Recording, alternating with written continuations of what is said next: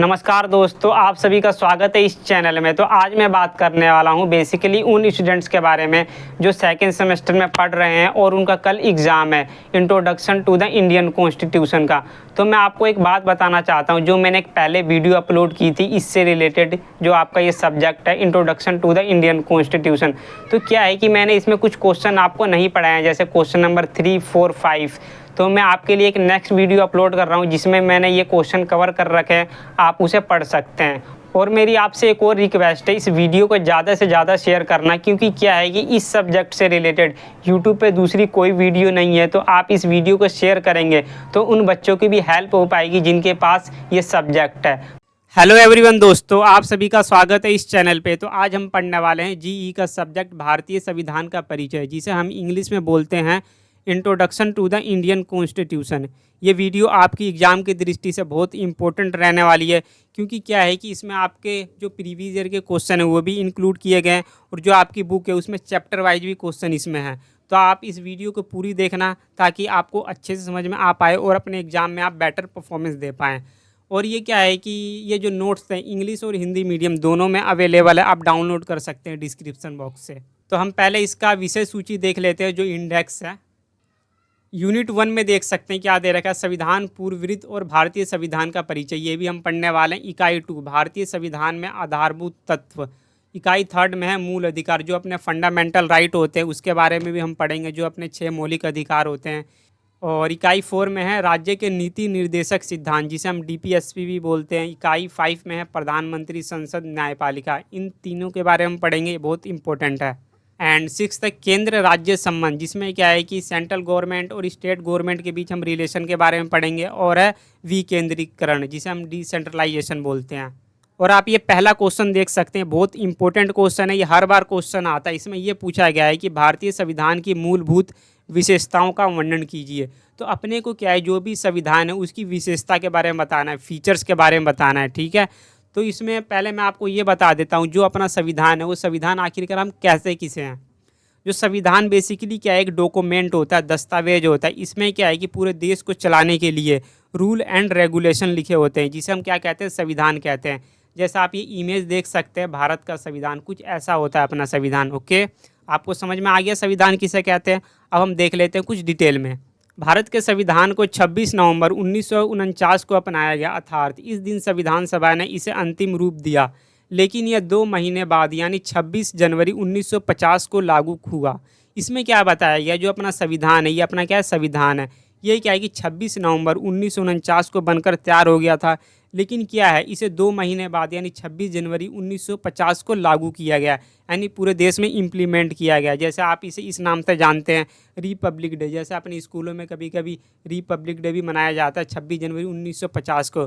तो वो किस लिए मनाते हैं, क्योंकि हमारा संविधान इस दिन लागू हुआ था। ओके, हालांकि संविधान के कुछ प्रावधान जैसे नागरिकता, चुनाव, अस्थायी संसद एवं अन्य संबंधित प्रावधान 26 नवंबर 1949 को ही लागू हो गए थे।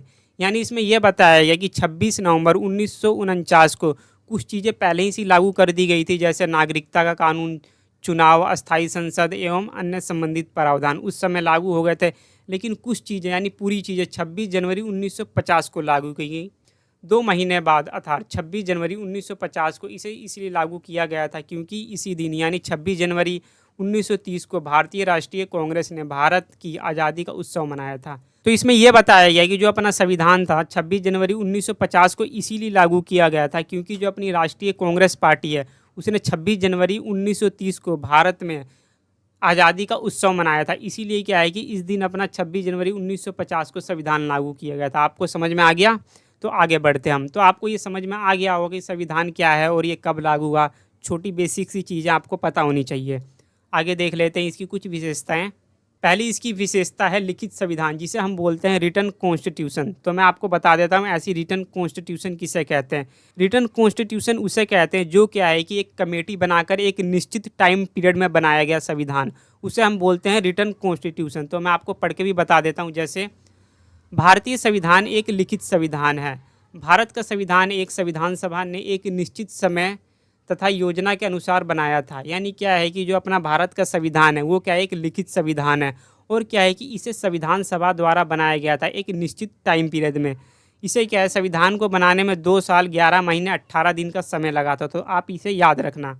भारतीय संविधान अमेरिकी संविधान के समतुल्य है, यानी इसमें यह बताया गया कि जो अपने देश का संविधान है, भारत का संविधान है, वो क्या है, जो अमेरिका का संविधान है उसके समतुल्य माना जाता है, यानी एक तरीके से हम कह सकते हैं बराबर माना जाता है। जबकि ब्रिटेन और इजराइल का संविधान अलिखित है, यानी इसमें यह बताया गया है कि जो ब्रिटेन का और इजराइल का जो संविधान है यानी कॉन्स्टिट्यूशन है, वो क्या है कि अलिखित संविधान है। और नेक्स्ट है अपना सेकंड पॉइंट, विस्तृत संविधान। विस्तृत संविधान का मतलब ये है, यहाँ बेसिकली जो भी अपना संविधान है बहुत लंबा चौड़ा है, इसमें क्या है कि बहुत सारे आर्टिकल लिखे गए हैं, बहुत सारे पार्ट है, शेड्यूल है, तो यही सारी चीज़ें। जैसे आप ये देख सकते हैं, जो अपना संविधान जिस समय बना था तो उस समय क्या है कि संविधान में 395 अनुच्छेद थे यानी आर्टिकल थे, और उस समय 22 भाग थे और 8 अनुसूचियाँ हैं। किंतु विभिन्न संशोधनों के परिणाम स्वरूप वर्तमान में इसमें कुल 448 अनुच्छेद, 25 भाग और 12 अनुसूचियाँ हैं। यानी क्या है कि संविधान में कुछ ना कुछ चेंजेस होते रहते हैं, इसमें यह बताया गया है। चेंज होने के बाद आज के टाइम में जो अपना संविधान है उसमें क्या है कि 448 अनुच्छेद है और 25 भाग है और 12 अनुसूचियाँ हैं, तो आप इसे याद रखना, ठीक है। एच.वी. कामत ने इसकी विशालता के संबंध में कहा था, हमें इस बात का गर्व है कि हमारा संविधान विश्व का सबसे विशालकाय संविधान है। तो हम अपने संविधान को विशाल संविधान भी बोलते हैं। ये किसने कहा है? एच.वी. कामत ने। विशाल संविधान बेसिकली यही है, क्योंकि क्या है, इसमें बहुत बड़ा संविधान है, इसमें बहुत सारे आर्टिकल लिखे गए हैं। लेकिन अमेरिका का आप संविधान देखोगे तो उसमें बहुत कम आर्टिकल्स हैं, इसीलिए भारत के संविधान को एक विस्तृत संविधान भी कहा जाता है। और थर्ड पॉइंट अपना लचीलेपन और कठोरता का मिश्रण। तो यहाँ ये बताया गया है कि जो भी अपना संविधान है वो लचीलेपन और कठोरता का मिश्रण है। तो मैं आपको पहले ये बता देता हूँ कि लचीलेपन का मतलब यहाँ पे क्या है। जो भी अपना संविधान है उसमें क्या है कि कुछ चीज़ें हम इजीली चेंज कर सकते हैं, जो भी कानून है क्या है कि साधारण बहुमत द्वारा, तो उसे हम कहते हैं लचीलापन। जैसे लचीलेपन के द्वारा इसमें क्या है कि जो भी स्टेट है उसके हम नाम में चेंज कर सकते हैं। जो भी स्टेट में क्या है, जैसे यूपी में खासकर आपने देखा होगा कुछ जगह के नाम जल्दी ही चेंज कर दिए जाते हैं, तो ये क्या है कि लचीलेपन का उदाहरण है। और कठोरता का मिश्रण का मतलब यहाँ पे ये है कि हमें संविधान में यदि कुछ भी चेंज करना है, जो वो बड़ी बड़ी चीज़ें हैं, तो उसमें क्या है कि वो कठोरता से उसका चेंज किया जाएगा। उसमें क्या है, विशेष बहुमत की हमें ज़रूरत होती है। जैसे आप ये नीचे देख सकते हैं, जैसे यहाँ आप देख सकते हैं कठोरता का क्या मतलब है। यहाँ पे संविधान के कठोर होने का अर्थ है कि इस संविधान के कुछ ऐसे प्रावधान भी हैं जिन्हें संशोधित करना भारतीय संसद के लिए आसान नहीं है। यानी क्या है कि संविधान में कुछ ऐसे भी संशोधन है जिसे क्या है कि जो संसद है वो ईजिली उसे चेंज नहीं कर सकती। उसमें क्या है कि हमें विशेष बहुमत की ज़रूरत होती है। और जो भी राज्य विधानमंडल है, यानी जो भी राज्य वहाँ पे जो भी विधानसभा है, एमएलए है, उनकी भी यहाँ ज़रूरत होती है। इसमें तो बेसिकली यही बताया गया है। लेकिन इसका उल्टा क्या है, लचीलेपन में हम ईजिली संविधान में चेंज कर सकते हैं साधारण बहुमत द्वारा। और फोर्थ पॉइंट है अपना एकल नागरिकता। यानी एकल नागरिकता का मतलब यहाँ पे ये है, जो भी भारत का नागरिक है उसके पास सिर्फ एक ही नागरिकता रहेगी। यानी मैं भारत में रहता हूँ तो मेरे पास भारत की नागरिकता है। ऐसा नहीं कि मैं बिहार का हूँ तो मेरे पास बिहार की भी नागरिकता रहेगी और मेरे पास इंडिया की भी नागरिकता रहेगी। तो मैं क्या हूँ, सिर्फ इंडियन हूँ। तो इसमें यही बताया गया है। तो आपको पढ़ के और अच्छे से समझाता हूँ मैं। भारत का संविधान देश के प्रत्येक व्यक्ति को एकल नागरिकता प्रदान करता है। जो ये भारत का संविधान है क्या है कि वो सिर्फ एकल नागरिकता प्रदान करता है, यानी वो कहता है कि इंसान के पास जो भारत में रह रहा है वो सिर्फ देश का नागरिक है, यानी भारत का नागरिक है। भारत में कोई भी राज्य किसी अन्य राज्य के वासी होने का आधार पर भेदभाव नहीं कर सकता। इसके अलावा भारत में किसी भी व्यक्ति को देश के किसी भी हिस्से में जाने और कुछ स्थानों को छोड़कर भारत की सीमा के भीतर कहीं भी रहने का अधिकार है। तो ये भारत का नागरिक है, तो क्या है कि किसी भी स्टेट में जाकर रह सकता है। और ऐसा नहीं है कि जैसे मैं बिहार का हूँ तो महाराष्ट्र में चले जाता हूँ तो वहाँ से मेरे साथ कोई भी भेदभाव करेगा, तो ऐसा कुछ नहीं है। भारत का नागरिक है तो उसे समान अधिकार दिया जाएगा। तो यही सारी चीज़ें ये कह रहा है। और फोर्थ पॉइंट है अपना समाजवादी राज्य। समाजवादी राज्य का मतलब क्या है कि यहाँ जो भी समाज में लोग रह रहे हैं उनके क्या है कि आर्थिक समानता और कल्याण के ऊपर ज़्यादा ध्यान दिया जाएगा। तो यही सारी चीज़ें इसमें बताई गई हैं। जैसा आपको पढ़ के और अच्छे से समझाता हूँ मैं। समाजवादी अर्थात यह अपने सभी नागरिकों के लिए सामाजिक और आर्थिक समानता सुनिश्चित करता है। यानी क्या है कि जो संविधान है, समाज में लोग रह रहे हैं उनके लिए ये सामाजिक और आर्थिक समानता में विशेष जोर देता है।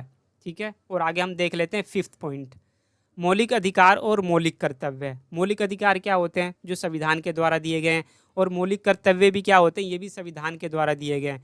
लेकिन मौलिक अधिकार और मौलिक कर्तव्य में क्या डिफरेंस होता है? जो मौलिक अधिकार है वो क्या है कि यदि इनका कोई भी उल्लंघन करता है तो हम संविधान के अकॉर्डिंग आर्टिकल 32 के तहत उच्चतम न्यायालय या हाई कोर्ट में जाकर अपील कर सकते हैं, शिकायत कर सकते हैं कि ये इंसान हमारे जो मौलिक अधिकार है उनका उल्लंघन कर रहा है। लेकिन क्या है, मौलिक कर्तव्य क्या है? यदि कोई इंसान मौलिक कर्तव्य को पालन नहीं करता है, जैसे राष्ट्रगान हो रहा है, वहाँ पे हम राष्ट्रगान में खड़े नहीं हैं, तो क्या है कि कोई भी हमारी कंप्लेन नहीं कर सकता किसी भी, जैसे सुप्रीम कोर्ट में जा कर के। तो यही है बेसिकली इस मंत्र, ठीक है। तो सीधा सा मतलब यह है कि मौलिक अधिकार का उल्लंघन हो सकता है तो हम कोर्ट में जा सकते हैं, लेकिन क्या है कि मौलिक कर्तव्य का उल्लंघन होता है तो हम सुप्रीम कोर्ट या हाई कोर्ट नहीं जा सकते, यही इसका अर्थ है। मौलिक अधिकार और मौलिक कर्तव्य संविधान की सबसे महत्वपूर्ण विशेषताएं हैं। वे अधिकार जो लोगों के जीवन के लिए अति आवश्यक है या मौलिक समझे जाते हैं, उन्हें मूल अधिकार कहा जाता है। यानी क्या है कि जो मौलिक अधिकार है वो जीवन के लिए अति आवश्यक है, इसीलिए हम क्या कहते हैं, इसे मूल अधिकार, फंडामेंटल राइट। जो मौलिक अधिकार है वो क्या है, संविधान के भाग 3 में दिए गए हैं, जैसा आप ये देख सकते हैं। और क्या ये बेसिकली एक बुनियादी मानवाधिकार है। तो आपको याद हो गया कि मौलिक अधिकार और जो मौलिक कर्तव्य हैं वो किसे कहते हैं। मौलिक कर्तव्य में क्या आता है, हमें राष्ट्रगान का सम्मान करना चाहिए, देशभक्ति करनी चाहिए, पर्यावरण की रक्षा करनी चाहिए, तो यही सारी चीज़ें इसमें। और आगे हम देख लेते हैं क्या है, सरकार का संसदीय स्वरूप। इसमें क्या है, जो अपनी संसद है यानी पार्लियामेंट है, उसमें क्या है कि 2 सदन है।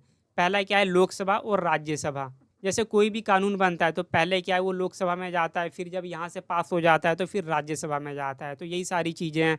जो अपना संसद है वो क्या करता है, एक कानून बनाती है। तो और अच्छे से समझाता हूँ, भारत में सरकार का संसदीय स्वरूप है। भारत में 2 सदन, लोकसभा और राज्यसभा वाली विधायिका है। विधायिका किसे कहते हैं, जो संसद होती है वो क्या है, लोगों के लिए एक कानून बनाती है। तो ये सारी चीज़ें, कानून जो बनती है, कहाँ बनती है, विधायिका में यानी संसद में। और हम आगे देख लेते हैं। और एक और चीज़ आप ध्यान रखना, जो भारत सरकार का जो मुखिया होता है उसे हम प्रधानमंत्री कहते हैं। जैसे आज के टाइम में कौन है भारत का मुखिया, नरेंद्र मोदी। और 7वां पॉइंट अपना, भारतीय संविधान संपूर्ण प्रभुत्व संपन्न राज्य है। तो बेसिकली कुछ इस वर्ड के बारे में बता देता हूँ। प्रभुत्व का मतलब क्या होता है, यहाँ पे प्रभुत्व का मतलब होता है सोवेरिनिटी। सोवेरिनिटी का मतलब क्या होता है, जो एक राज्य यानी जो देश है वो कोई भी फैसला लेता है तो उसके ऊपर किसी भी बाहरी देश का दबाव नहीं रहेगा। वो क्या है कि खुद फैसले ले सकता है। जैसे अपने देश में जब 370 हटाया गया था जम्मू कश्मीर से, तो जो अपने देश की सरकार थी वो स्वतंत्र थी, उसने खुद से हटाया, ये नहीं कि किसी दूसरे देश का दबाव था। तो सीधा सा मतलब यहाँ पे ये निकलता है, जो भी देश अपने आंतरिक और बाहरी फैसले खुद ले सके उसे हम क्या कहते हैं, संपूर्ण प्रभुत्व संपन्न राज्य।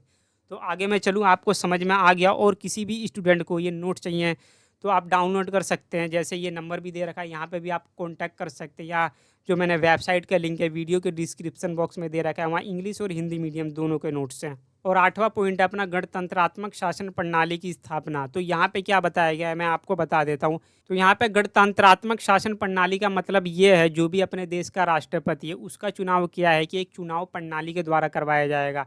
वो क्या है, आनुवांशिक के आधार पर नहीं चुना जाएगा। जैसे क्या है कि उसके बेटे का बेटा राष्ट्रपति नहीं बनेगा। यदि किसी को भी राष्ट्रपति बनना है देश का तो उसका एक चुनाव प्रणाली होती है, इसमें ये बताया गया है, ठीक है। जैसे मैं आपको एक बार पढ़ के भी बता देता हूँ। संविधान की प्रस्तावना में गणराज्य की स्थापना का संकल्प व्यक्त किया गया है। गणराज्य का तात्पर्य ऐसे राज्य से है जिसमें शासन का प्रधान आनुवांशिक ना होकर जनता द्वारा निर्वाचित हो।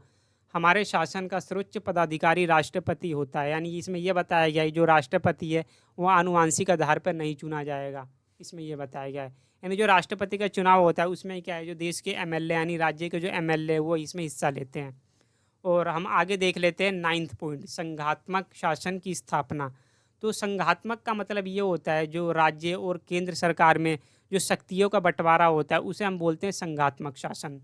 तो और आगे देख लेते हैं, भारत 28 राज्यों का एक संघ है। भारत में केंद्र तथा राज्यों के मध्य शक्तियों का विभाजन किया गया है। तो आपको समझ में आ चुका होगा, जैसे मैंने आपको पहले ही बताया। यानी क्या है कि जो भी अपने देश में पावर है वो सेंट्रल गवर्नमेंट, यानी जो भी सेंट्रल गवर्नमेंट में अभी कौन है, मोदी सरकार, और स्टेट गवर्नमेंट के बीच जो भी शक्तियाँ हैं जो संविधान के द्वारा दी गई है उनका बंटवारा करना ही संघात्मक शासन कहा जाता है। तो आपको अच्छे से समझ में आ गया होगा। और इसमें क्या है, 3 सूचियाँ होती है, जैसे संघ सूची, राज्य सूची, समवर्ती सूची। जो संघ सूची होती है उसमें क्या है, जो केंद्र सरकार होती है वो कानून बनाती है। जो राज्य सरकार है ये राज्य सूची के अंतर्गत कानून बनाती है। और जो समवर्ती सूची है इसमें क्या होता है, जो राज्य सरकार और केंद्र सरकार है दोनों ही कानून बना सकती है। तो आपको समझ में आई है ये तीनों सूचियाँ क्या है। ये जब आए संघात्मक शासन की स्थापना तो आप इन तीनों सूची को जरूर एक्सप्लेन करना, ओके। और डॉक्टर अंबेडकर यहाँ क्या कह रहे हैं हम उनके बारे में देख लेते हैं। डॉक्टर अंबेडकर के शब्दों में संविधान ने शक्तिशाली संघीय शासन की स्थापना की है। तो ये क्या कह रहे हैं, जो डॉक्टर अंबेडकर कह रहे हैं जो संविधान है उसने क्या है, शक्तिशाली संघीय शासन की स्थापना की है। ये भी आप पेपर में लिख सकते हैं, क्या आपको अच्छे नंबर मिल जाएंगे। और 10वां पॉइंट है अपना धर्मनिरपेक्ष राज्य की स्थापना। यहाँ धर्मनिरपेक्ष राज्य का मतलब है सेकुलर स्टेट। यहाँ पे यह है धर्मनिरपेक्ष का मतलब कि जो राज्य है उसके लिए सभी धर्म बराबर है, वो किसी भी एक धर्म को विशेष अधिकार नहीं देगा। जैसे मैं आपको एक एग्जाम्पल के थ्रू समझा देता हूँ। जैसे एक स्टेट है बिहार है, तो वहाँ क्या है कि बहुत सारे धर्म हैं, हिंदू, मुस्लिम, सिख, ईसाई, जैन धर्म। तो वहाँ की जो मुख्यमंत्री की सरकार है वो सभी धर्मों को समान रूप से देखेगी, किसी भी एक धर्म को विशेष अधिकार नहीं देगी। यदि किसी भी एक धर्म को विशेष अधिकार देती तो उससे क्या है, लोगों के बीच सांप्रदायिकता बढ़ सकती है। ठीक है, आपको समझ में आ गया होगा। जब भी हम पॉलिटिकल साइंस पढ़ते हैं तो वहाँ पर राज्य का मतलब एक तरीके से हम देश को भी मानते हैं। तो आप ये देश भी यहाँ रख के देख सकते हैं। जैसे पूरा कंट्री क्या है, भारत। तो उसके लिए क्या है कि जो सभी धर्म में बराबर है, समान है, सभी को ही अधिकार दिया जाएगा कि अपने धर्म को बढ़ा सकें। आपको समझ में आ गया धर्मनिरपेक्ष का मतलब क्या होता है। भारत में धर्मनिरपेक्ष राज्य की स्थापना की गई है। हमारे संविधान में लिखा हुआ है कि धर्म के आधार पर सरकारी नौकरियों में कोई भेदभाव नहीं किया जाएगा।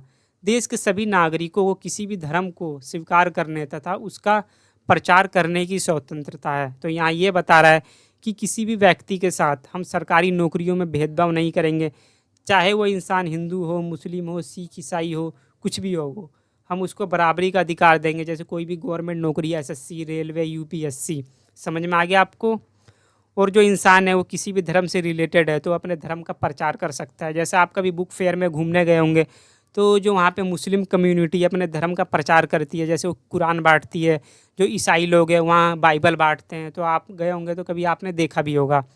और नेक्स्ट अपना राज्य से सहायता प्राप्त स्कूलों, कॉलेजों में धार्मिक शिक्षा नहीं दी जाएगी। यानी जो भी राज्य है वो किसी भी स्कूल और कॉलेज को चला रहा है तो वहाँ पे क्या है कि धर्म से रिलेटेड कोई भी शिक्षा नहीं दी जाएगी। प्रत्येक संप्रदाय को धार्मिक संस्थाएं स्थापित करने, उनका प्रबंध करने तथा चल अथवा अचल संपत्ति रखने का अधिकार है। तो आपको पता ही होगा कोई भी धर्म होता है तो क्या है कि वो लोगों से टैक्स लेता है, पैसे लेता है, चंदा लेता है। तो उस पर क्या है, जो गवर्नमेंट होती है वो टैक्स नहीं लगाती है, वो टैक्स फ्री होता है। ओके, जैसे राम मंदिर है, वहाँ पे इतना दान हो रहा है आज के समय में, तो जितना भी वहाँ पैसे लग रहा है तो क्या है कि जो देश की सरकार उस पर टैक्स नहीं लगा सकती है और वो अपने धर्म को प्रबंधित कर सकता है, प्रबंध कर सकता है, जो भी उसका इंस्टीट्यूशन वगैरह है। तो यही सारी चीज़ें हैं। ठीक है दोस्तों, जो मैं आपको पढ़ा रहा हूँ वो समझ में आ रहा है ना? कमेंट करके आप बताते रहना और वीडियो को लाइक भी करते रहना ताकि मेरा मोटिवेशन बना रहे। चलो सेकंड क्वेश्चन हम देख लेते हैं। मौलिक अधिकार क्या है? मौलिक अधिकार की प्रकृति तथा विशेषता की व्याख्या कीजिए। तो इसमें हम पढ़ने वाले हैं मौलिक अधिकार के बारे में, उसकी प्रकृति क्या है और विशेषता क्या है, यानी फंडामेंटल राइट के बारे में। जैसे आप ये पिक्चर के माध्यम से समझ सकते हैं, यानी जिस देश में फंडामेंटल राइट है वो लोग ऐसे आज़ाद रहते हैं। जैसे आप ये देख सकते हो कैसे लोग उछल रहे हैं यहाँ पे। मौलिक अधिकार एवं प्रकृति विशेषता, तो मैंने आपको ऊपर भी बता रखा है कि मौलिक अधिकार किसे कहते हैं। यहाँ भी आप उसे लिख सकते हैं, आपको नंबर पूरे पूरे मिलेंगे। ठीक है, मौलिक अधिकार उन अधिकारों को कहा जाता है जो व्यक्ति के जीवन के लिए महत्वपूर्ण है और यह संविधान द्वारा देश के नागरिकों को प्रदान किए जाते हैं। तो आपको पढ़ के ही समझ में आ रहा होगा क्या है कि जो मौलिक अधिकार हैं व्यक्ति के जीवन के लिए बहुत आवश्यक है। और मौलिक अधिकारों को कौन देता है, यदि आ जाए क्वेश्चन तो आपको याद रखना है जो मौलिक अधिकार है वो देश का संविधान देता है। ये जैसे आप ये देख सकते हैं, जिनमें राज्य द्वारा हस्तक्षेप नहीं किया जा सकता। यहाँ पे क्या आप ध्यान से समझना, जो भी हमारे मौलिक अधिकार होते हैं जैसे समानता का अधिकार, स्वतंत्रता का अधिकार, शिक्षा का अधिकार, इसमें क्या है जो देश की राज्य की सरकार है वो इसमें इंटरफेयर नहीं कर सकती। यहाँ पे आपको मैं एक एग्जांपल दे के समझाता हूँ। जैसे मैं स्कूल जा रहा हूँ, वहाँ पे पढ़ाई कर रहा हूँ, तो कोई भी बच्चा या टीचर मेरे को मना नहीं कर सकता कि आप यहाँ मत पढ़िए। यदि कोई भी मेरे को मना करता है पढ़ने के लिए तो क्या है कि ये मौलिक अधिकार का उल्लंघन है। तो क्या है कि मैं सुप्रीम कोर्ट या हाई कोर्ट में जाकर उसकी शिकायत कर सकता हूँ। तो यहाँ पे यही मतलब निकलता है कि जो भी अपने मौलिक अधिकार है उसमें कोई भी इंटरफेयर नहीं करेगा। ठीक है, ये ऐसे अधिकार हैं जो व्यक्ति के व्यक्तित्व के पूर्ण विकास के लिए आवश्यक हैं और जिनके बिना मनुष्य अपना पूर्ण विकास नहीं कर सकता है। यानी जो ये मौलिक अधिकार है, फंडामेंटल राइट है, ये क्या है जो अपनी पर्सनैलिटी उसको डेवलप करने के लिए बहुत आवश्यक है, नेसेसरी है। जैसे क्या है शिक्षा का अधिकार है, यदि हम शिक्षा नहीं लेंगे, जो अपनी पर्सनैलिटी है कैसे डेवलप होगी। तो शिक्षा क्या है, बहुत महत्वपूर्ण अधिकार है इसमें, ठीक है। यानी सारी जो मौलिक अधिकार है बहुत इंपॉर्टेंट है इसमें, तो आपको सारे ही पढ़ने हैं। भारतीय संविधान की मुख्य विशेषताओं के रूप में मौलिक अधिकार संयुक्त राज्य अमेरिका के संविधान से लिया गया है। यानी इसमें यह बताया गया है कि जो भी अपना मौलिक अधिकार है यानी फंडामेंटल राइट है, वो संयुक्त राज्य अमेरिका से लिया गया है, यानी यूएसए से लिया गया है। इसीलिए क्या है कि कभी कभी हमारा जो संविधान है उसे हम क्या बोलते हैं, उधार का थैला, क्योंकि जो भी इसमें नियम कानून है वो क्या है, दूसरे देश से लिए गए हैं, ठीक है। कभी कभी आपके क्वेश्चन में एक ये भी क्वेश्चन आ जाता है कि भारतीय संविधान को उधार का थैला क्यों कहा जाता है, तो आप ये भी एक पॉइंट लिख सकते हैं। जो अपना मौलिक अधिकार है वो क्या है कि संयुक्त राज्य अमेरिका से लिया गया है। और भी बहुत सारी चीज़ें ली गई है, मैं आपको आगे बताऊंगा। जैसे आप ये देख सकते हैं डायग्राम के माध्यम से, इसमें क्या है टोटल 6 मौलिक अधिकार बताए गए हैं। एक और चीज़, जो पहले के टाइम में क्या है अपने पास 7 मौलिक अधिकार थे, जो 7वां कौन था, वो था संपत्ति का अधिकार, लेकिन उसे हटा दिया गया है। तो आपको बेसिकली 6 ही याद रखनी है। तो समानता का अधिकार हो गया, संवैधानिक उपचारों का अधिकार, संस्कृति और शिक्षा संबंधी अधिकार, धार्मिक स्वतंत्रता का अधिकार, शोषण के विरुद्ध अधिकार, स्वतंत्रता का अधिकार। आप ऐसे डायग्राम बना देना पेपर में ताकि टीचर अच्छे से समझ पाए। तो आगे देख लेते हैं क्या दे रखा है।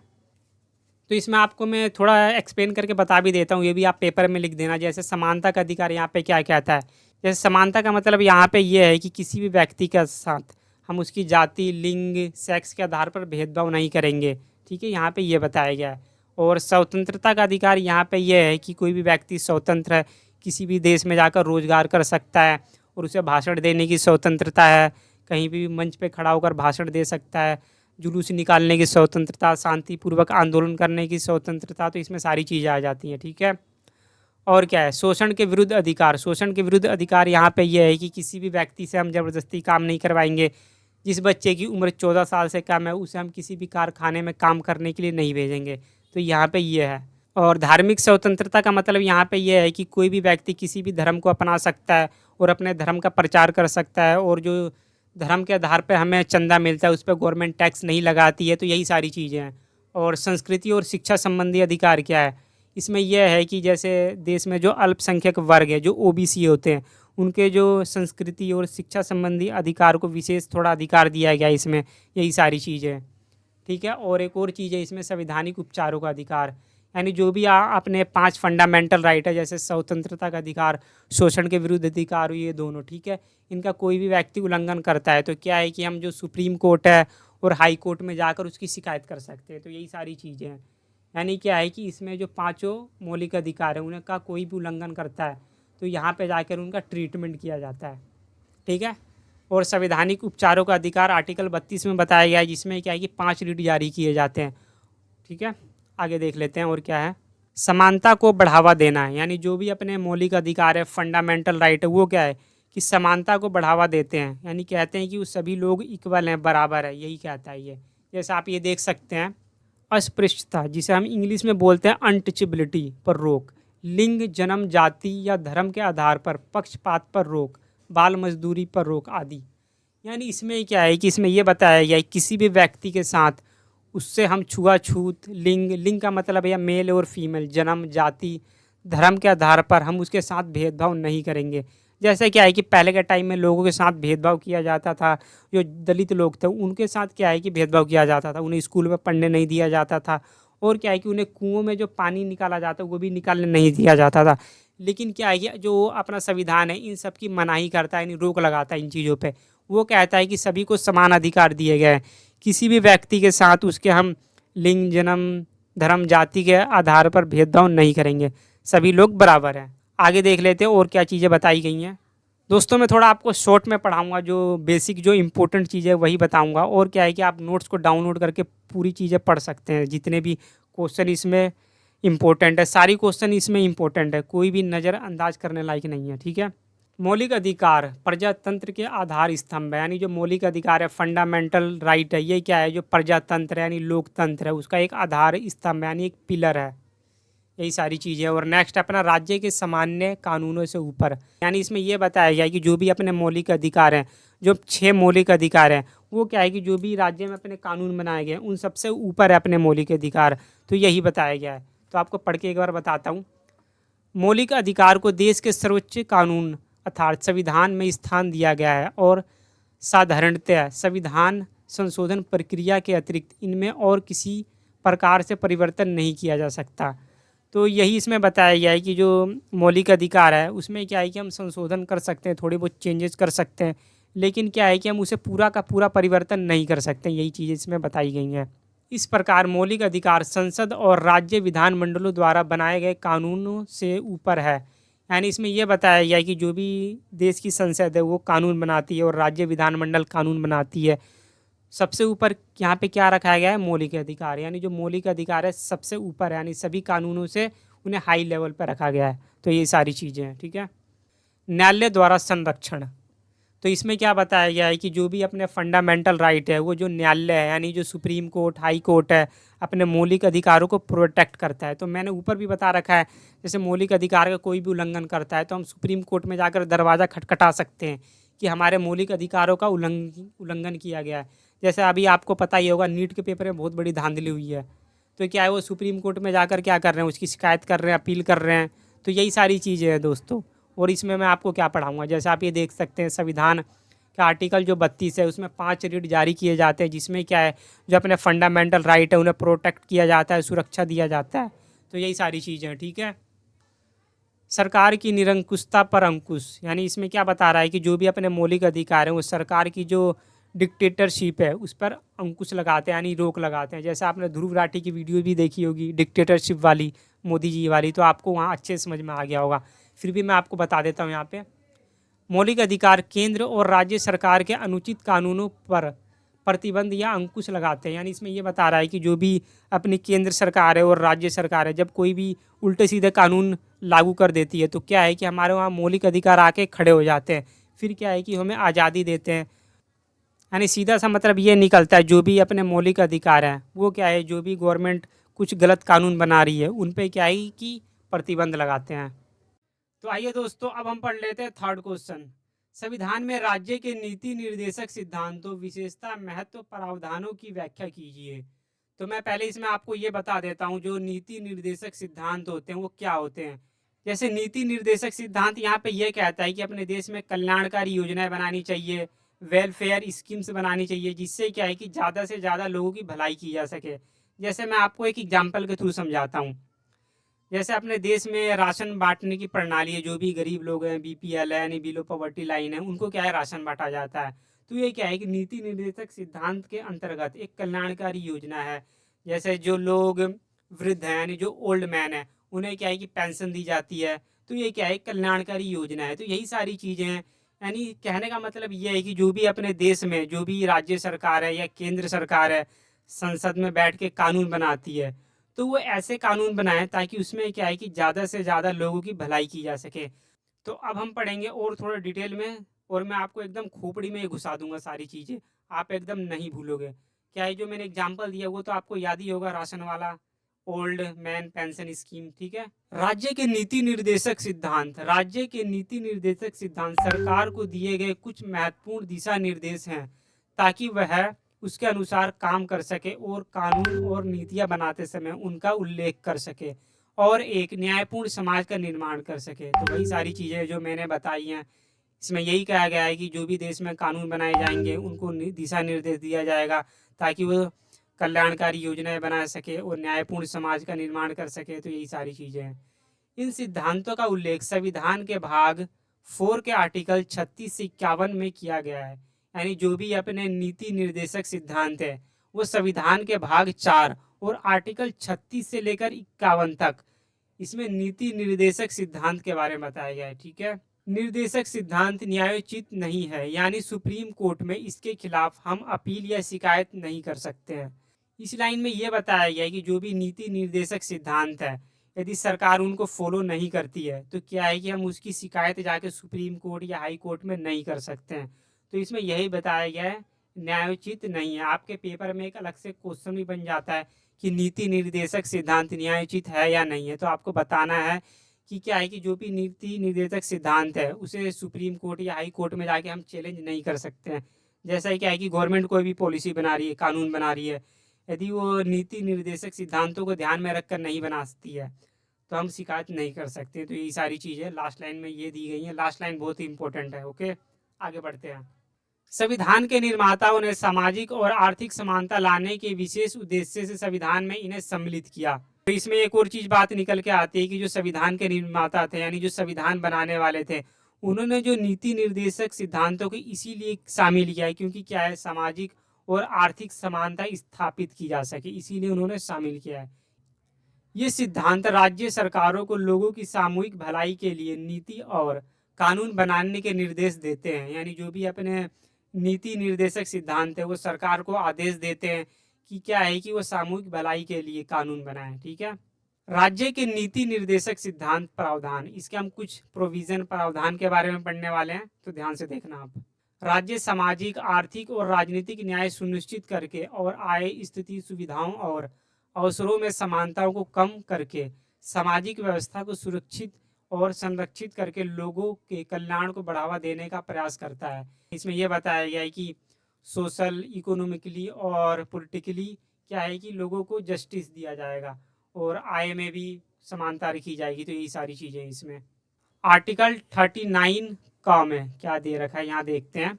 राज्य देश के नर और नारी सभी नागरिकों को समान रूप से जीविका के पर्याप्त साधन प्रदान करने का प्रयत्न करेगा। यानी इसमें यह बताया गया है कि जो राज्य है, जो अपने देश में मेल और फीमेल रह रहे हैं, उनके जीविका के लिए यानी काम धंधे के लिए पर्याप्त साधन प्रोवाइड करेगा ताकि वो अपना जो काम है सुचारू रूप से कर सके, उन्हें अच्छी नौकरी मिल सके। तो यही बताया गया है। और मैं आपको एक और चीज़ कह देता हूँ, जैसे इसमें क्या है कि आपको यदि आर्टिकल याद ना हो तो पेपर में सिर्फ आप यही चीज़ें लिख देना, क्या है कि राज्य सामाजिक, आर्थिक और राजनीतिक न्याय सुनिश्चित करेगा और नर और नारी को जीविका प्रदान की जाएगी। तो आप ऐसे भी लिख सकते हो, आपको नंबर मिल जाएगा। क्योंकि क्या है कि थोड़ा आर्टिकल याद करना मुश्किल हो जाएगा आपके लिए, यदि आप याद कर सके तो और बेटर है आपके लिए। अनुच्छेद ख, अनुच्छेद को हम इंग्लिश में आर्टिकल भी कहते हैं, आप ये भी ध्यान रखना। राज्य समाज की भौतिक संपत्ति के स्वामित्व और नियंत्रण की ऐसी व्यवस्था करेगा जिससे अधिकाधिक सार्वजनिक हित हो सके। इसमें यह बताया गया है जो भौतिक संपत्ति है, जैसे अपने पास गाड़ी, बंगला, जमीन, ये सारी चीज़ें हैं, इनको क्या है थोड़ा सार्वजनिक हित में लगाना ताकि लोगों की भलाई हो सके, ऐसा कुछ इसमें कहा गया है। आर्टिकल 39 ग, इसमें क्या दिया गया है, राज्य आर्थिक व्यवस्था को इस प्रकार से चलाने का प्रयत्न करेगा जिससे धन और उत्पादन साधनों का सर्वसाधारण के लिए हितकारी केंद्रीकरण हो सके। यानी इसमें यह बताया गया है कि जो भी अपने देश में धन है और उत्पादन है, राज्य सरकार इसे कुछ ऐसे तरीके से नियंत्रित करे, यानी ऐसे तरीके से चलाए कि ज़्यादा से ज़्यादा लोगों का हित हो सके, यानी भलाई हो सके। तो यही सारी चीज़ें इसमें। अनुच्छेद 39 घ, राज्य पुरुषों और स्त्रियों दोनों को समान कार्य के लिए समान वेतन की व्यवस्था करेगा। इसमें यह बताया गया कि जो अपने देश में किसी भी कंपनी में लोग काम कर रहे हैं, मेल और फीमेल, यदि वो सेम काम कर रहे हैं तो उन्हें सेम वेतन दिया जाना चाहिए। कई बार आपने कई कंपनियों में देखा होगा, कहीं पे कॉल सेंटर में या कहीं पे भी, जैसे मेल और फीमेल एक ही काम कर रहे हैं, जैसे कॉलिंग कर रहे हैं, तो उन्हें क्या है कि थोड़ी अलग अलग सैलरी दी जाती है। लेकिन यहाँ पे जो नीति निर्देशक सिद्धांत है ये कहता है कि किसी भी ऑफिस में कोई भी मेल और फीमेल यदि सेम काम कर रहे हैं तो उन्हें सेम पैसा देना चाहिए, यानी सैलरी देनी चाहिए। समझ में आ गया। आर्टिकल 39 ये देख लेते हैं क्या दे रखा है। राज्य ऐसी व्यवस्था करेगा कि श्रमिक पुरुषों और स्त्रियों के स्वास्थ्य तथा शक्ति का और बालकों की अवस्था का दुरुपयोग न हो। यानी जो भी स्टेट है उसे कुछ ऐसा सिस्टम बनाना चाहिए, क्या है कि जो भी अपने देश में मजदूर है, मेल और फीमेल, उनके स्वास्थ्य पर बुरा असर ना पड़े, उनके लिए कुछ कल्याणकारी योजनाएं बनाई जा सकती है इसमें। और क्या है, राज्य ये देखेगा कि आर्थिक आवश्यकता से विवश होकर नागरिकों को ऐसे रोजगार में ना जाना पड़े जो उनकी आयु के अनुकूल नहीं है। यानी इसमें यह भी कह रहा है कि लोग क्या है कि कुछ आर्थिक स्थिति के कारण क्या है कि कुछ ऐसा भी काम करने लगते हैं जो उचित नहीं है। जैसे क्या है कि 14 साल से जो कम उम्र के बच्चे हैं वो क्या है कि कारखानों में काम करने लगते हैं। जैसे साउथ इंडिया में आपने देखा होगा, वहाँ पे क्या है छोटे छोटे बच्चे पटाखे बनाते हैं, तो क्या है केमिकल रिएक्शन की वजह से विस्फोट हो जाती है और कई बच्चे घायल हो जाते हैं और उनकी डेथ भी हो जाती है। तो यहाँ पे मना किया गया है कि ऐसा नहीं होना चाहिए, सरकार को उनको प्रोटेक्ट करना चाहिए। ठीक है। आर्टिकल 40 में क्या बताया गया, जैसा आप ये देख सकते हैं, यानी यहाँ पे ये बताया गया है कि जो देश में यानी जो गांव है वहाँ पे क्या है पंचायती राज सिस्टम है। जैसा आपको पता भी होगा, जैसे आप गांव में जाते हैं वहाँ पंचायत होती है, तो जो पंचायती सिस्टम है वो आर्टिकल 40 में बताया गया है। तो इसमें यही कहता है कि जो गांव है वहाँ पे पंचायती राज सिस्टम होना चाहिए। क्या है कि उससे लोगों को वहाँ की जो भी प्रॉब्लम है इससे अच्छे से पता लग पाती है। तो यही है, जैसे गांव में नाली खराब है, सड़क खराब है, नहर की समस्या है, तो इनके बारे में कौन बेटर बता सकता है, जो वहाँ के गांव के लोग रह रहे हैं। तो यही गांधी जी ने कहा था, क्या है कि ग्राम पंचायत पे हमें विशेष ध्यान देना चाहिए। तो यही सारी चीज़ें। आर्टिकल 41, राज्य अपने आर्थिक साधनों के अनुसार तथा विकास की सीमाओं के भीतर यह प्रयत्न करेगा कि सभी नागरिकों को योग्यता अनुसार काम मिल सके, वे शिक्षा पा सके, बेकारी, बुढ़ापा, बीमारी, अंगहीनता आदि की दशाओं में सार्वजनिक सहायता पा सकें। तो यहाँ पे ये बताया गया है कि जो शिक्षा का अधिकार है, बेकारी, बुढ़ापा, यहाँ पे भी जो राज्य सरकार है उनको यहाँ पे देख रेख करनी चाहिए, भलाई का काम करना चाहिए। ठीक है। और आर्टिकल 43 क्या कहता है, राज्य श्रमिकों के लिए काम, निर्वाह, मजदूरी, शिष्ट जीवन स्तर, समुचित अवकाश तथा सामाजिक और सांस्कृतिक अवसर प्रदान करने का प्रयास करेगा। राज्य विशेष रूप से गांवों में कुटीर उद्योगों को व्यक्तिगत या सहकारी आधार पर बढ़ाने का प्रयत्न करेगा। तो यहाँ पे क्या है, जो भी अपने देश में श्रमिक रह रहे हैं, मजदूर रह रहे हैं, उनके लिए क्या है कि काम की व्यवस्था करेगा, और जो भी उन्हें छुट्टी वगैरह दी जाती है, लीव दी जाती है, उनके बारे में भी यहाँ काम किया जाएगा। तो यही सारी चीज़ें। और जो भी गांव में छोटे छोटे इंडस्ट्री है, जो कुटीर उद्योग है, जो लोग घर में काम कर रहे हैं, छोटा छोटा बिजनेस काम कर रहे हैं, उनको भी जो राज्य सरकार है उनको भी बढ़ाएगी, जिन्हें हम MSME भी बोलते हैं। एंड 46 आर्टिकल यहाँ पे क्या कहता है, राज्य समाज के कमजोर वर्गों, विशेषकर अनुसूचित जातियों SC और अनुसूचित जनजातियों ST और अन्य कामगारों वर्गों के शैक्षिक और आर्थिक हितों को बढ़ावा देगा। तो यहाँ पे ये बताया गया है, जो देश में जो कमजोर वर्ग हैं SC ST, तो उनके लिए क्या है कि शैक्षिक आधार पर कुछ अच्छे काम किए जाएंगे। जैसे मैं आपको एक एग्जांपल देता हूँ, जैसे आपने गवर्नमेंट स्कूल से पढ़ाई की होगी, तो वहाँ पे क्या है कि जो SC और ST कम्युनिटी के जो बच्चे हैं उनको क्या है कि गवर्नमेंट के द्वारा स्कॉलरशिप दी जाती है ताकि वो पढ़ाई कर सकें। तो वो क्या है कि 46 के अंतर्गत आती हैं। तो हमें यहाँ पे ये पता लगता है इस एग्जाम्पल के माध्यम से कि हमारे स्कूलों में भी नीति निर्देशक सिद्धांतों का पालन किया जाता है। तो आप ये एग्जाम्पल लिख सकते हैं पेपर में, आपको अच्छे मार्क्स मिल जाएंगे। आर्टिकल 45 क्या कहता है, यहाँ पे ध्यान से देखना, आपके जीवन से जुड़ा हुआ है ये। सभी बच्चों को 6 वर्ष की आयु पूरी करने तक प्रारंभिक बाल्यावस्था देखभाल और शिक्षा प्रदान करना। तो इसमें यह बताया गया है कि जो भी बच्चे हैं जिनकी उम्र 6 से 14 साल तक है, उनको क्या है कि स्कूलों में फ्री में एजुकेशन दिया जाएगा। जैसे आपने स्कूल देखा होगा जो 1ली से 5वीं तक होते हैं, जो MCD वाले स्कूल होते हैं, यहाँ पे क्या है बच्चों को फ्री में एजुकेशन दिया जाता है, फ्री में खाना दिया जाता है, जो मिड डे मील होता है। तो आपने भी पढ़ा होगा, तो मिड डे मील जरूर खाया होगा, पूरी सब्जी। आर्टिकल 48, राज्य वैज्ञानिक आधार पर कृषि और पशुपालन का संचालन करेगा। गायों, बछड़ों और अन्य दुधारू पशुओं के वध पर रोक लगाने तथा मवेशियों को पालने एवं उनकी नस्लों में सुधार करने के लिए। तो यहाँ पे बेसिकली ये बताया गया है कि जो भी अपने पर्यावरण में, जंगलों में जो गाय, बछड़े, जो मवेशी रहते हैं, उनका देखभाल करना है और उनकी जो भी हत्या होती है उन पर रोक लगाना। तो यही सारी चीज़ें हैं। ठीक है। और उनकी जो भी नस्ल होती है उन्हें प्रोटेक्ट करना। जैसे क्या है कि अपने देश में जो बाघ हैं उनकी संख्या कम हो रही है, तो उनकी नस्लों को बढ़ावा देना। ठीक है। और आर्टिकल 48A, पर्यावरण की रक्षा और सुधार करना तथा देश के वनों एवं वन्य जीवों की रक्षा करना। तो यहाँ पे ये बताया गया है जो भी अपने देश में इन्वायरमेंट है और उसमें जो भी वन्य जीव रह रहे हैं उनको प्रोटेक्ट करना। तो यही बताया गया है। और दोस्तों, जो भी मैंने आर्टिकल बताया आपको अच्छे से समझ में आया होगा। और कोई भी स्टूडेंट गवर्नमेंट जॉब की तैयारी कर रहा है, UPSC, SSC, SSC, CGL, railway, तो वहाँ भी ये आर्टिकल पूछे जाते हैं। तो इस वीडियो को आप ध्यान से देख लेना, क्योंकि वहाँ भी आप एग्जाम दोगे तो वहाँ भी ये सारी चीज़ें आती हैं। ठीक है। और नेक्स्ट अपना महत्व और विशेषता के बारे में हम देख लेते हैं। यहाँ पे क्या बताया गया है, निदेशक तत्वों के पीछे जनमत की शक्ति, power of public opinion behind the principles. यानी इसमें यह बताया गया है कि जो भी अपने नीति निर्देशक तत्व हैं उसमें क्या है कि जनमत की शक्ति होती है। जनमत का मतलब क्या है, यानी हम लोग। ठीक है। इन निर्देशक तत्वों को न्यायालय द्वारा क्रियान्वित, इम्प्लीमेंट नहीं किया जा सकता, लेकिन इसके पीछे जनमत की सत्ता होती है, जो प्रजातंत्र का सबसे बड़ा न्यायालय है। अतः जनता के प्रति उत्तरदायी कोई भी सरकार इनकी अवहेलना का साहस नहीं कर सकती।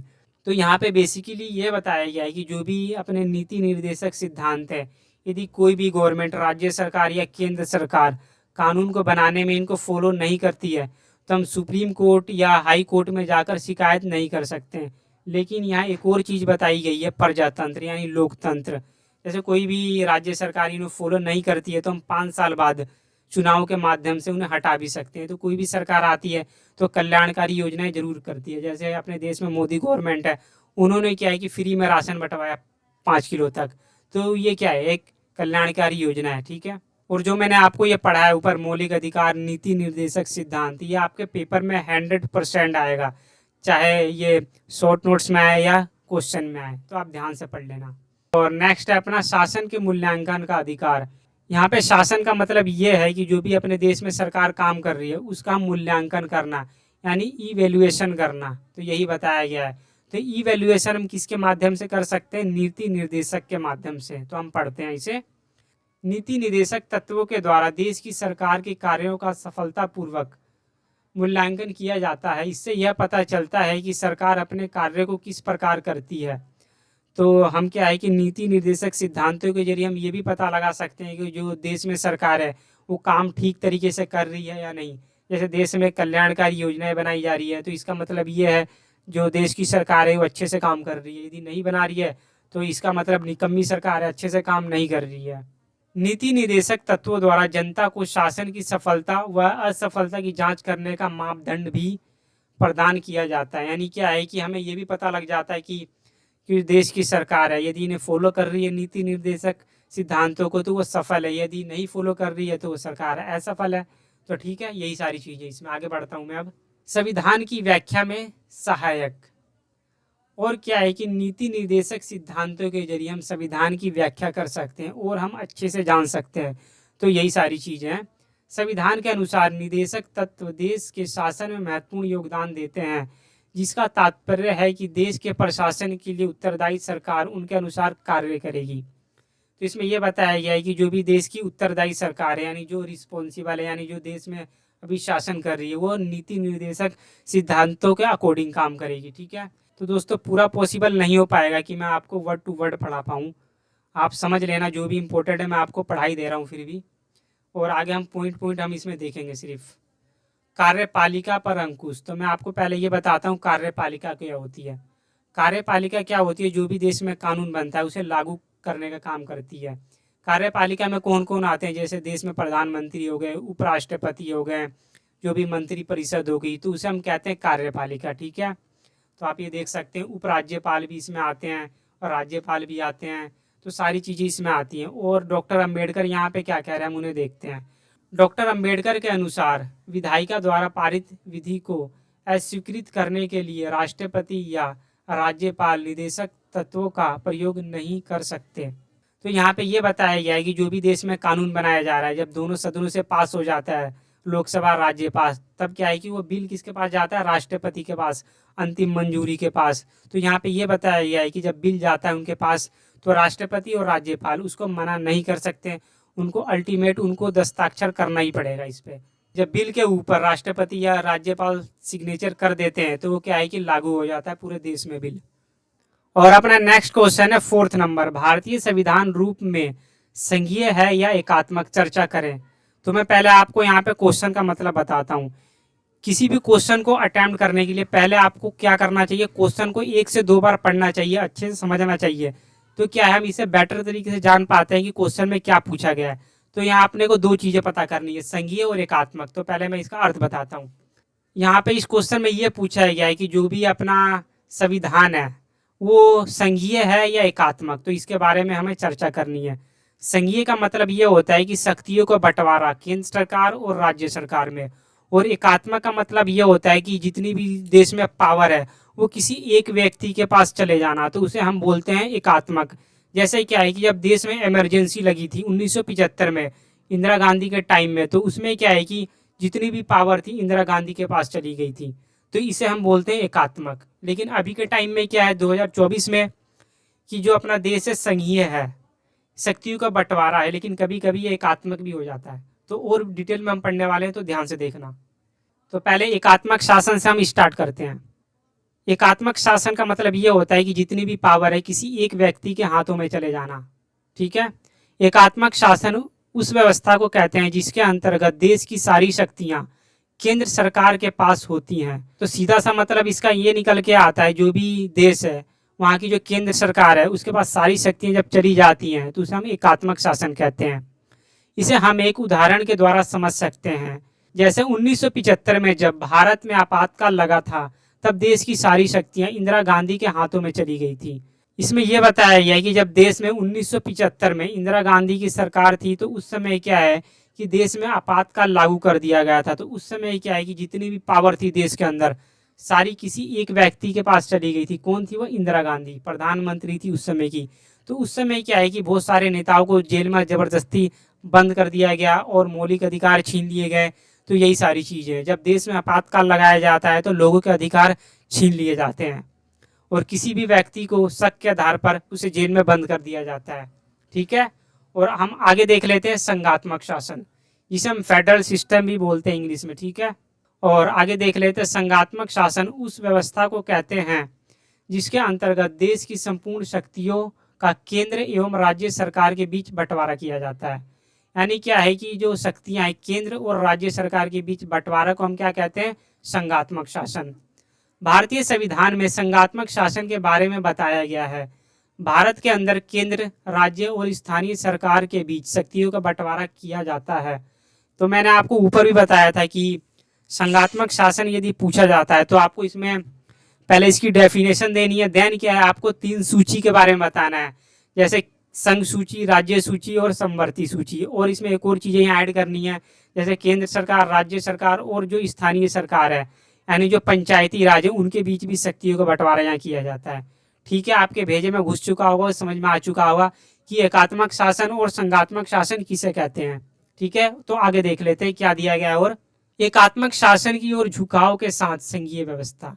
तो यहाँ पे ये बताया गया है कि जो भी अपना संविधान है कभी कभी क्या है एकात्मक हो जाता है, कभी कभी संघीय व्यवस्था भी हो जाती है। जब देश में आपातकाल लगाया जाता है तो उस समय क्या है कि एकात्मक हो जाता है, वैसे तो संघीय रहता है। तो इन दोनों के बारे में आपको बताना है। ठीक है। तो थोड़ा पढ़ लेते हैं।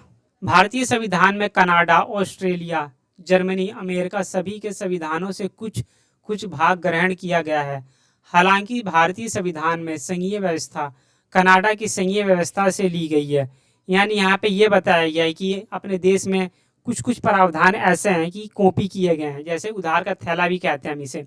कनाडा, ऑस्ट्रेलिया, जर्मनी, अमेरिका, यहाँ से संविधान के कुछ प्रावधान लिए गए हैं। और एक और चीज़ मैं आपको बता देता हूँ, जो संघीय व्यवस्था है वो क्या है कि जो कनाडा है वहाँ से ली गई है। ठीक है। जबकि एकात्मक शासन की व्यवस्था ऑस्ट्रेलिया और अमेरिका से ली गई है। और जो अपने देश में एकात्मक शासन की व्यवस्था है वो कहाँ से ली गई है? ऑस्ट्रेलिया और अमेरिका। आप मुझे कमेंट में एक चीज़ करके बताना कि ऑस्ट्रेलिया की राजधानी क्या है। ठीक है। संघीय व्यवस्था में संविधान की सर्वोच्च शक्तियों का विभाजन आदि सभी महत्वपूर्ण लक्षण पाए जाते हैं। यानी इसमें यह बताया गया कि जो भी संघीय व्यवस्था होती है उसमें क्या है कि शक्तियों का विभाजन किया जाता है और जो संविधान होता है वो सर्वोच्च होता है यानी सुप्रीम होता है। ठीक है। भारतीय संविधान में बड़ी संख्या में गैर संघीय लक्षण विद्यमान हैं। भारतीय संविधान में एकात्मक शासन की ओर झुकाव देखने को मिलता है। यानी जो भारतीय संविधान है वो ये भी कह रहा है कि जो अपना संविधान है संघीय तो है, प्लस क्या है कि वो एकात्मक भी है, कभी कभी उसमें एकात्मक रूप भी देखने को मिलता है। और क्या है, जो अपने देश में केंद्र सरकार है वो बहुत मजबूत है, एकल नागरिकता है, अखिल सेवाएं हैं, आपातकाल है। तो ये जो सारे प्रावधान है इसके अकॉर्डिंग हम कह सकते हैं कि जो अपने देश में क्या है कि जो एकात्मक शासन भी है। ठीक है। भारतीय संविधान में अतिरिक्त शक्तियाँ केंद्र के पास हैं। यानी जो भी अपने देश में एक्स्ट्रा पावर है वो किसके पास है? सेंट्रल गवर्नमेंट के पास। हालांकि संविधानिक संस्थाएं जिनके पास महत्वपूर्ण भूमिका होती है, जैसे वित्त आयोग, नीति आयोग, इनकी नियुक्ति भी केंद्र सरकार द्वारा की जाती है। यानी इसमें यह बताया गया कि जो भी फाइनेंस सिस्टम है, नीति आयोग है, इनकी जो नियुक्ति की जाती है वो केंद्र सरकार के अकॉर्डिंग की जाती है, यानी उनका परामर्श इसमें लिया जाता है। और नेक्स्ट है अपना 7वीं अनुसूची। तो इसमें क्या बताया गया है? जो अनुच्छेद 246 है उसमें 3 सूची के बारे में बताया गया है। पहला है संघ सूची, राज्य सूची और समवर्ती सूची। इसमें आपको बताने की जरूरत नहीं है, पहले भी मैं आपको बहुत बता चुका हूँ। ठीक है। जैसे आपको पता ही होगा संघ सूची में कौन आता है? केंद्र सरकार, ये कानून बनाती है। और राज्य सूची में राज्य कानून बनाती है। समवर्ती सूची में क्या है? केंद्र सरकार और राज्य सरकार दोनों ही कानून बनाती है। जैसे आप ये देख सकते हैं राज्य सूची में कितने विषय हैं जिसमें कानून बनाती है राज्य सरकार? 61 विषय हैं, ठीक है। और बाकी चीज़ें भी आप यहाँ देख सकते हो, ठीक है। आगे मैं बढ़ता हूँ, और क्या है, और देखो दोस्तों, इसे आप याद कर लेना, बहुत इंपॉर्टेंट है, मोस्ट इंपॉर्टेंट है। जैसे केंद्र की सूची में, यानी जिसे हम संघ सूची बोलते हैं, जैसे रक्षा, अंतर्राष्ट्रीय संबंध, बंदरगाह, रेलवे, हाईवे, संचार, इनसे संबंधित कानून कौन बनाता है? केंद्र सरकार, ठीक है। और जो ये राज्य सूची में, जैसे सार्वजनिक व्यवस्था, public order, police, health system, अस्पताल, साफ सफाई, खेत किसानी, इसमें क्या है कि जो राज्य सरकार है, जो मुख्यमंत्री वो कानून बनाते हैं। और जो समवर्ती सूची में जो ये दोनों हैं, जैसे केंद्र सरकार और राज्य सरकार, दोनों ही इसमें कानून बना सकते हैं, ठीक है। संकट काल में एकात्मक शासन व्यवस्था, तो संकट काल का मतलब यहाँ पे ये है जब देश में युद्ध जैसी स्थिति आ जाती है, सशस्त्र विद्रोह हो जाता है, जब फाइनेंशियल कंडीशन खराब हो जाती है, तो देश में क्या है, आपातकाल लागू कर दिया जाता है, ठीक है। आपातकाल के दौरान संघात्मक ढांचा एकात्मक व्यवस्था में बदल जाता है। तो यहाँ पे ये बताया गया कि जब देश में इमरजेंसी लगाई जाती है तो क्या है कि वो एकात्मक शासन वहाँ व्यवस्था अपने आप लागू हो जाती है। जैसे क्या है, जब देश में इमरजेंसी लागू होती है तो क्या है, जो भी शक्तियाँ केंद्र सरकार के पास चली जाती हैं, तो क्या है, एकात्मक व्यवस्था हो जाती है। एकात्मक का मतलब है एक का मतलब एक व्यक्ति के हाथों में सारी शक्तियाँ चले जाना, ठीक है। अनुच्छेद 352, अनुच्छेद 356, अनुच्छेद 360 के अंतर्गत आपातकाल की उद्घोषणा से केंद्र की शक्तियों में व्यापक वृद्धि होती है। यानी जो देश में आपातकाल लगाया जाता है वो कौन से अनुच्छेद के अंतर्गत लगाया जाता है? जैसा आप ये देख सकते हैं, 3 अनुच्छेद है, 352, 356, 360। जब देश में आपातकाल लगता है तो क्या है कि केंद्र सरकार की शक्तियों में व्यापक वृद्धि होती है, यानी शक्ति बढ़ जाती है, उनकी मौज हो जाती है, जो भी चाहे वो कर सकते हैं देश में। आर्टिकल 356 के तहत राज्यों में आपातकाल की घोषणा से राज्य का संपूर्ण कार्य राष्ट्रपति अपने प्रतिनिधि राज्यपाल के माध्यम से संचालित करता है। यानी इसमें यह बताया गया है कि जब 356 आर्टिकल के तहत राज्य में आपातकाल लगाया जाता है, इमरजेंसी लगाई जाती है, तो राष्ट्रपति क्या करता है, राज्यपाल की सहायता से वहाँ जो भी सिस्टम है वो चलाता है। जब राज्य में आपातकाल लागू होता है तो उस समय क्या है कि मुख्यमंत्री कोई काम नहीं करता है।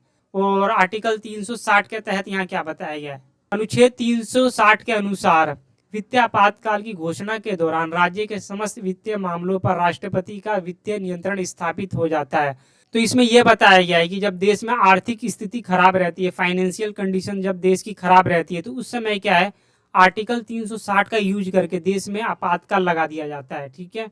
और एक थिंकर रहे, उन्होंने क्या कहा है, इनको आप याद रखना, पेपर में लिख देना ताकि आपका स्कोर अच्छा हो सके। एमबी पाइली के अनुसार संकट काल की घोषणा से संविधान का संघात्मक स्वरूप समाप्त हो जाता है और केंद्रीय शासन सर्वोपरि हो जाता है। जो ये थिंकर है ये कह रहे हैं कि जब देश में आपातकाल लागू होता है तो क्या है कि जो संघात्मक शासन है वो समाप्त हो जाता है। तो उस समय क्या है कि केंद्र सरकार सर्वोपरि हो जाती है और उसके पास सारी शक्तियाँ चले जाती है, तो अपने हिसाब से काम करती है। तो इस थिंकर को आप याद रखना। आप ऐसे भी याद रख सकते हो कि हम पैर में क्या पहनते हैं, पायल, एमबी पाइली, ठीक है। और अपना 5th क्वेश्चन है, भारतीय संविधान की मूल संरचना का आलोचनात्मक परीक्षण करें। तो इसमें हमको ये समझना है जो मूल संरचना है उसके बारे में हमें बेसिकली पढ़ना है। तो इस क्वेश्चन में यही बताना है कि मूल संरचना है वो क्या है। तो मूल संरचना के बारे में आपको बता देता हूँ। जो अपना संविधान है उसमें क्या है कि जो मूल संरचना शब्द है उसके बारे में नहीं बताया गया है। जो कुछ थिंकर रहे हैं, कुछ कमेटियाँ रही हैं, उन्होंने ये बोला है कि मूल संरचना में चेंज नहीं करना चाहिए। तो इसी के बारे में मैं आपको थोड़ा बहुत पढ़ के बता देता हूँ। जो मूल संरचना है उसमें यदि चेंज किया जाता है तो क्या है, वो भारतीय लोकतंत्र के लिए खतरा है। इसीलिए इसे कहा गया है कि जो संविधान की मूल संरचना है उसे चेंज नहीं करना है। जो ये मूल संरचना है वो क्या है कि हमारे स्वतंत्रता की रक्षा करती है, जैसा आप ये देख सकते हैं।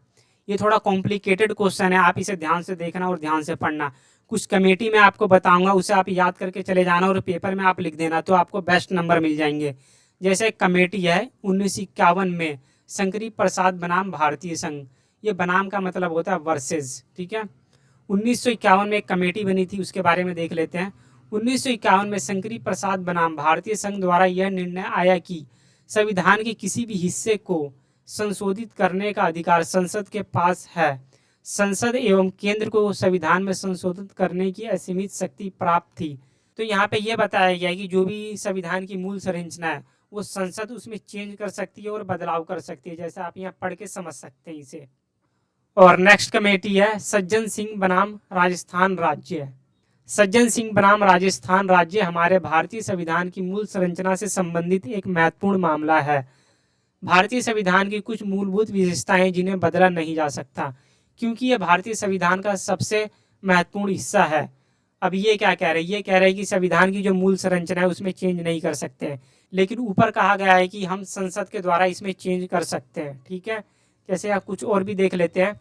न्यायमूर्ति खन्ना के अनुसार मौलिक अधिकार वे प्रमुख विशेषताएं हैं जो देश के सभी नागरिकों को प्रदान की गई हैं। बुनियादी ढांचे को शुरू करने से पहले मौलिक अधिकारों सहित संविधान के किसी भी हिस्से को भारतीय संविधान के अनुच्छेद 368 के तहत संसद द्वारा संशोधित किया जा सकता है। यानी यहाँ पे ये कहा गया है न्यायमूर्ति खन्ना के अनुसार 368 अनुच्छेद के अंतर्गत इसमें क्या है कि मौलिक अधिकारों में हम संशोधन कर सकते हैं पार्लियामेंट के द्वारा। ठीक है।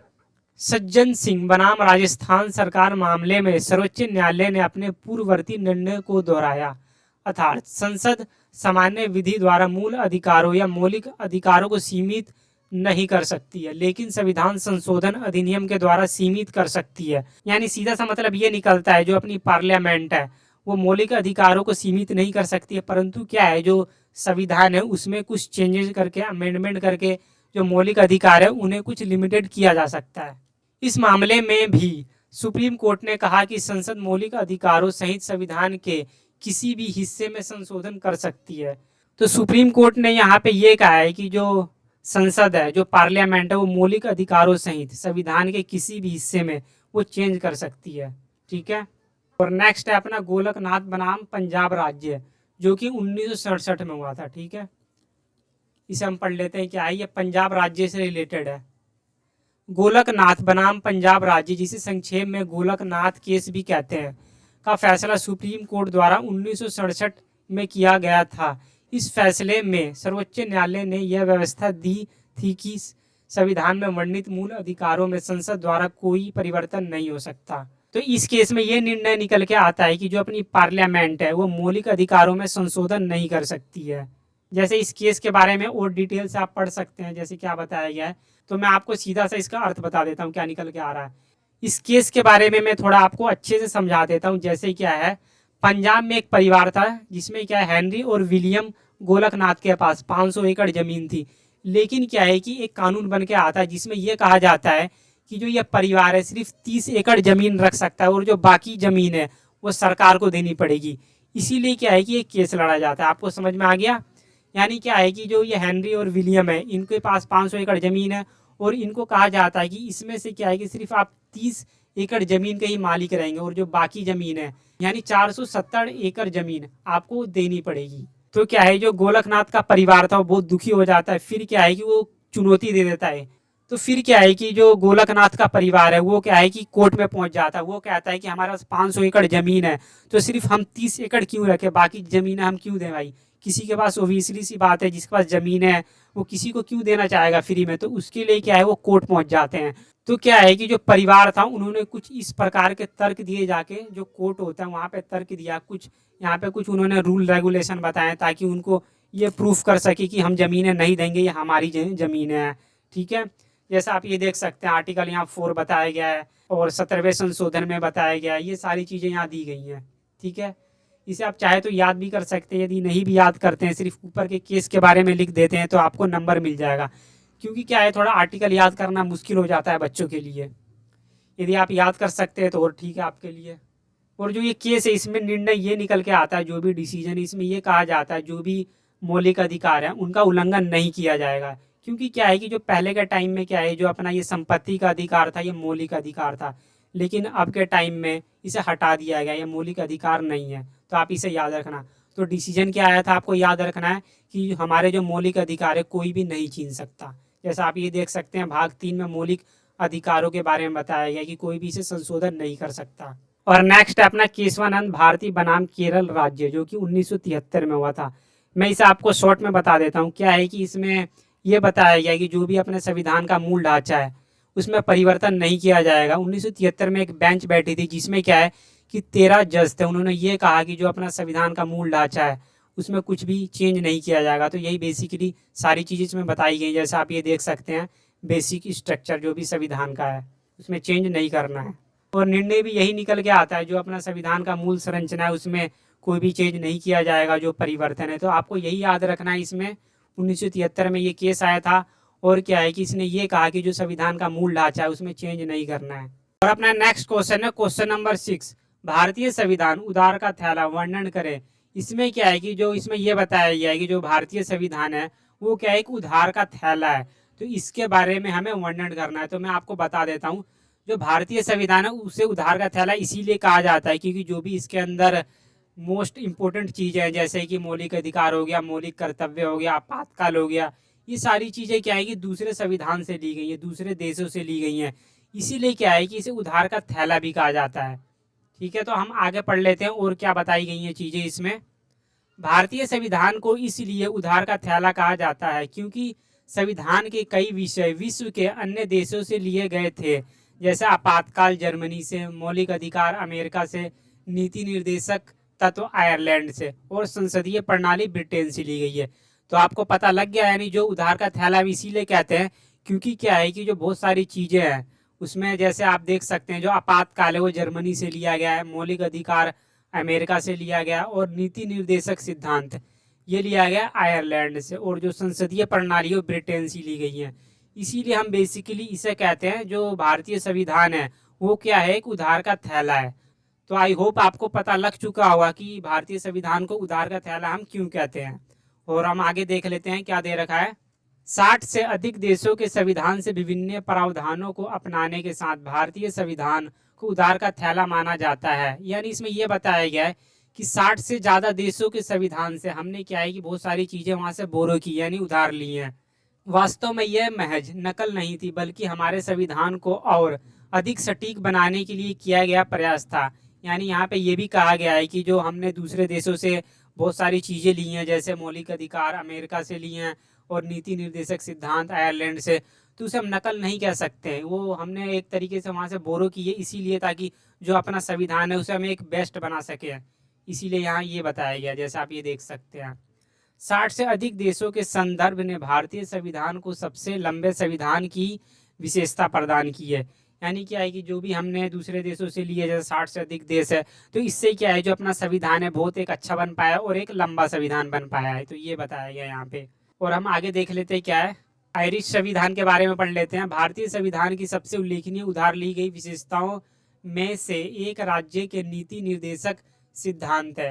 यानी क्या है कि यहाँ पे ये बता रहा है कि जो नीति निर्देशक सिद्धांत है वो आयरिश संविधान से लिए गए। हम इसे यहाँ ये भी कहते हैं कि जो आयरलैंड से लिया गया है, तो दोनों एक ही चीज़ें हैं।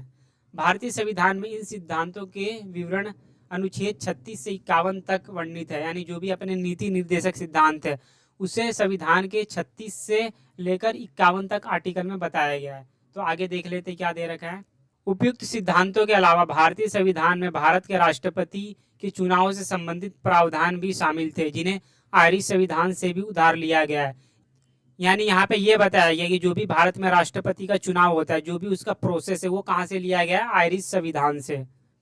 नागरिकों को निर्देशित करने वाले प्रावधानों के अनुसार राष्ट्रपति को देश का प्रथम नागरिक माना जाता है, और जो भारत के प्रथम नागरिक है वो कौन है, राष्ट्रपति।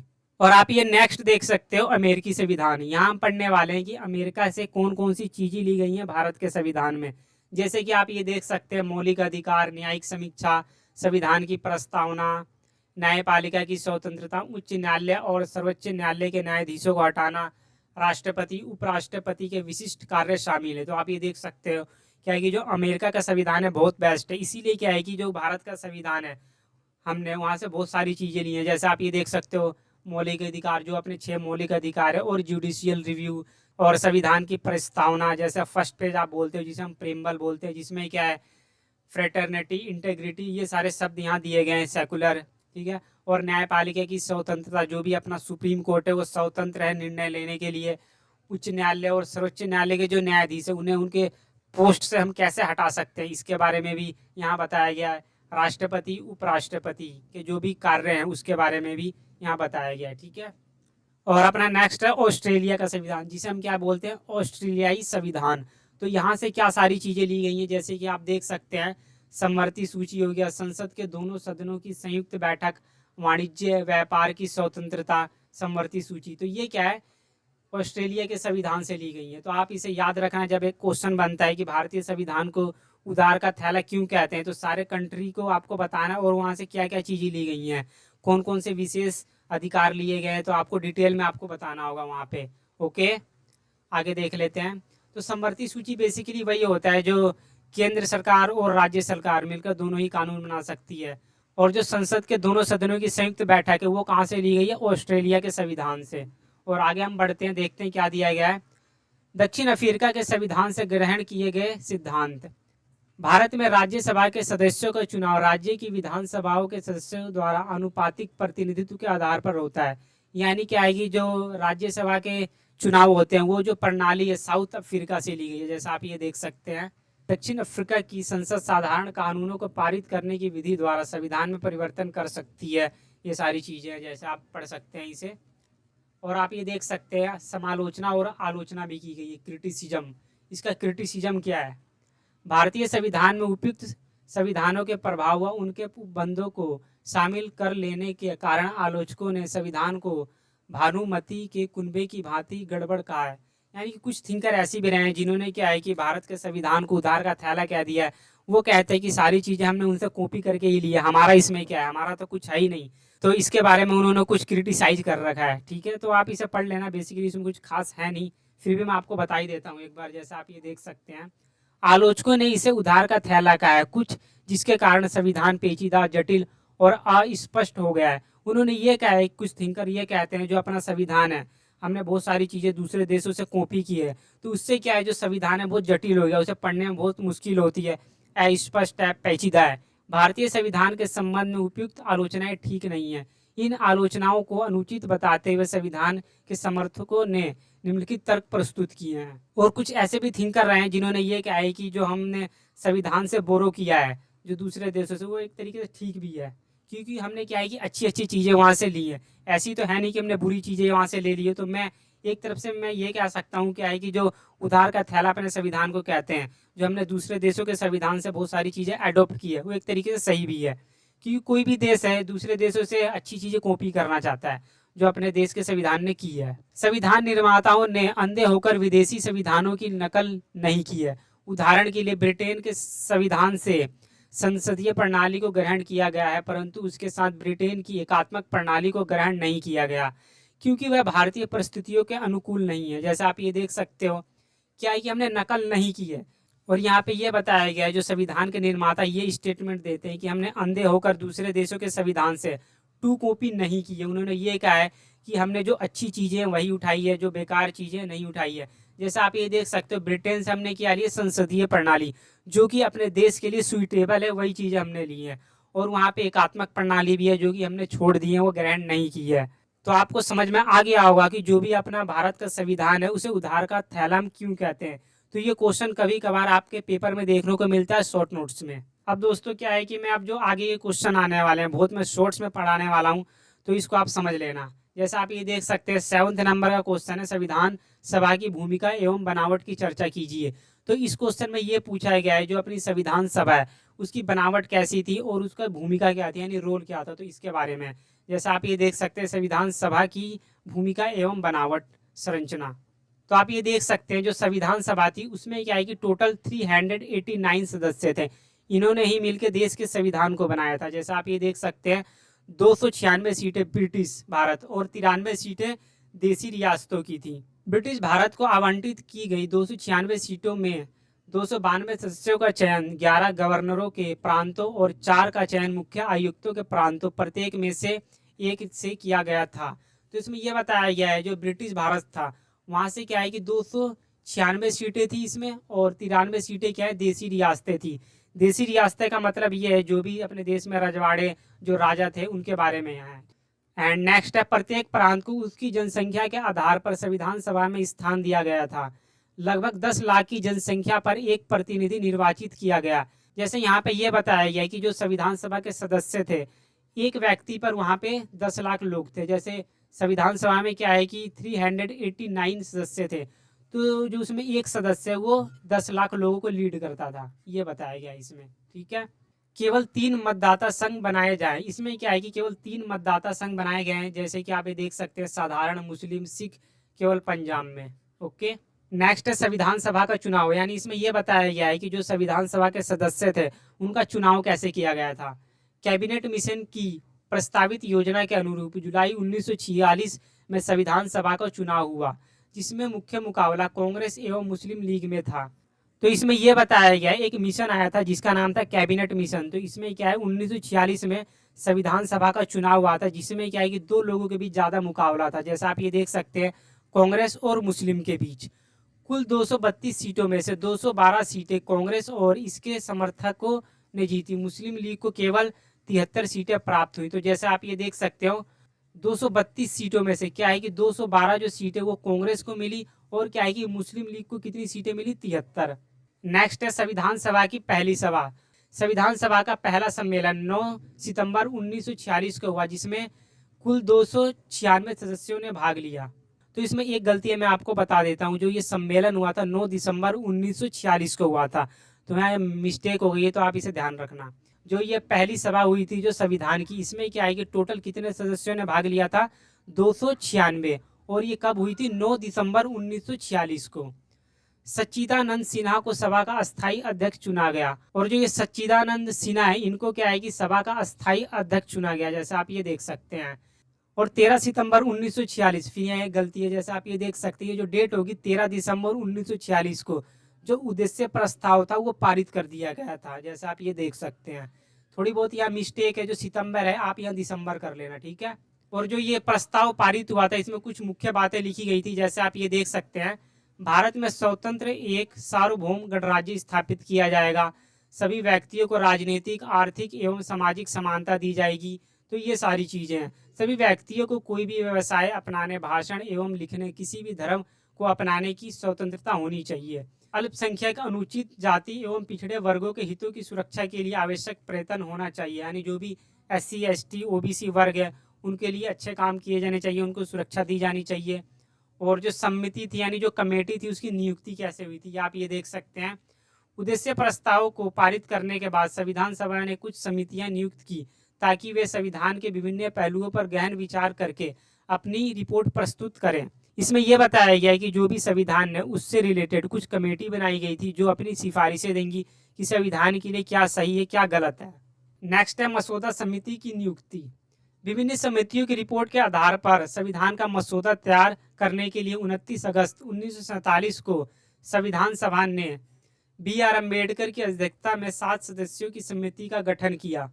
तो इसमें यह बताया गया है कि जो संविधान की मसौदा समिति थी यानी जो ड्राफ्टिंग कमेटी थी उसमें क्या है कि 7 सदस्य थे, और क्या है कि BR अम्बेडकर बहुत महत्वपूर्ण भूमिका में थे, और ये 29 अगस्त 1947 को गठित की गई थी।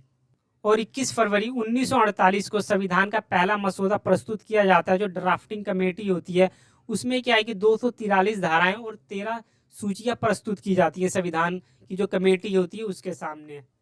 और हम आगे देख लेते हैं, शॉर्ट्स में मैं पढ़ाऊंगा दोस्तों क्योंकि टाइम नहीं है एक्चुअली ज़्यादा, क्योंकि बहुत सारे इसमें क्वेश्चन है तो सारे कवर करना जरूरी होगा। संविधान सभा की कार्य प्रणाली। संविधान सभा ने अपना कार्य 20 से भी ज़्यादा समितियों के माध्यम से किया। तो यहाँ पे ये बताया गया है कि जो भी अपना संविधान था उसमें क्या है कि कम से कम 20 से ज़्यादा कमेटियाँ बनाई गई थी, जिससे क्या है कि संविधान बनाया जा सके। प्रजातांत्रिक कार्य प्रणाली, इसमें क्या है देख लेते हैं। संविधान सभा ने प्रजातांत्रिक तरीके से अपना कार्य किया। इसके सदस्यों द्वारा 7,635 संशोधन प्रस्ताव प्रस्तुत किए गए, जिनमें से 2,473 पर सभा ने वाद विवाद किया। क्या है कि जो संविधान था उससे रिलेटेड 7,635 संशोधन पेश किए गए थे, लेकिन क्या है 2,473 पे ही वाद विवाद हो पाया। और इसमें यह भी बताया गया है जो अपना संविधान था उसे बनने में कम से कम 2 साल 11 महीने और 18 दिन का समय लगा, जबकि क्या है कि जो अमेरिका का संविधान था सिर्फ 4 महीने में ही बनकर तैयार हो गया। तो आप ये समझ सकते हैं। और ये कनाडा का जो संविधान था 2 वर्ष में बन के तैयार हो गया। अपने संविधान को बनाने में देख सकते हो कितना टाइम लगा है, क्योंकि अपना जो संविधान है बहुत लेंथी भी है। जो अपना संविधान था उसे बनाने में कम से कम 64 मिलियन रुपए की लागत आई थी, कॉस्ट आई थी। मतलब ये बहुत इंपॉर्टेंट चीजें हैं, कभी कभी आप गवर्नमेंट जॉब की तैयारी कर रहे हैं तो वहाँ पे भी ये काम आता है। 8वां क्वेश्चन है मौलिक अधिकारों तथा राज्य के नीति निर्देशक तत्वों के मध्य तुलनात्मक अध्ययन की विवेचना कीजिए। और 8वां में भी आप देख सकते हैं सेम क्वेश्चन है, बस थोड़े वर्ड चेंज कर दिए गए हैं। क्या है कि आपके पेपर में भी घुमा के क्वेश्चन आते हैं। मौलिक अधिकारों तथा राज्य के नीति निर्देशक तत्वों के संबंधों का विश्लेषण कीजिए। इसमें क्या पूछा गया है, बेसिकली जो भी आपके मौलिक अधिकार हैं और नीति निर्देशक तत्व हैं उनके बीच आपको कंपैरिजन करना है। तो मैंने आपको ऊपर पढ़ा रखा है कि मौलिक अधिकार क्या होते हैं, नीति निर्देशक सिद्धांत क्या होते हैं, दोनों के बीच बस आपको कंपैरिजन करना है। तो आप ये देख सकते हैं मौलिक अधिकार है, इसमें क्या है कि भाग 3 में आर्टिकल 14 से 32 तक बता रखा है। तो आपको वही एक्सप्लेन करना है जो 6 आपके मौलिक अधिकार है। जैसे आप ये देख सकते हैं समता का अधिकार, स्वतंत्रता का अधिकार और बाकी भी है इसमें। और आप ये राज्य के नीति निर्देशक तत्व देख सकते हैं। इसमें क्या है कि जो संविधान का भाग 4 है उसमें ये बताया गया है 36 से 51 तक जो भी अपने नीति निर्देशक सिद्धांत होते हैं, ये क्या है कि कल्याणकारी राज्य के बारे में बात करते हैं कि कल्याणकारी राज्य की स्थापना की जानी चाहिए, जिसमें क्या है कि सभी लोगों का भला हो, गरीबों का खासकर। और आप ये देख सकते हैं तुलनात्मक अध्ययन और इनके बीच संबंध बताया गया है। जैसे आप ये पढ़ सकते हैं, पॉइंट में आपको दिया गया है, आपको पेपर में भी पॉइंट में लिखना है। तो ये नहीं कि आपको खिचड़ी बना देनी है, पैराग्राफ में नहीं लिखना है, ऐसे नंबर नहीं मिलते, मिलेंगे भी तो बहुत कम मिलेंगे। पॉइंट में आंसर देना है, ब्लैक और ब्लू पेन का यूज करना है पेपर में। और अपना 9वां क्वेश्चन है, भारतीय संविधान में मौलिक कर्तव्य को परिभाषित कीजिए। जो मौलिक कर्तव्य होते हैं क्या है कि मौलिक अधिकार से अलग होते हैं। मौलिक कर्तव्य में क्या क्या आती है, जैसा मैं आपको पढ़ के बता देता हूँ। मौलिक कर्तव्य वह आधारभूत कर्तव्य होते हैं जो व्यक्ति की उन्नति एवं देश व समाज की प्रगति के लिए आवश्यक होते हैं। तो इसमें आप समझ गए, मौलिक कर्तव्य वो हैं जो देश की उन्नति, प्रगति, विकास के लिए बहुत इंपॉर्टेंट होते हैं। तो इसमें आप देख सकते हैं कितने टोटल मौलिक कर्तव्य बताए गए हैं। मौलिक कर्तव्य देश की एकता एवं अखंडता की सुरक्षा करने के साथ साथ देश के नागरिकों में राष्ट्रीय प्रेम की भावना को भी बढ़ावा देते हैं।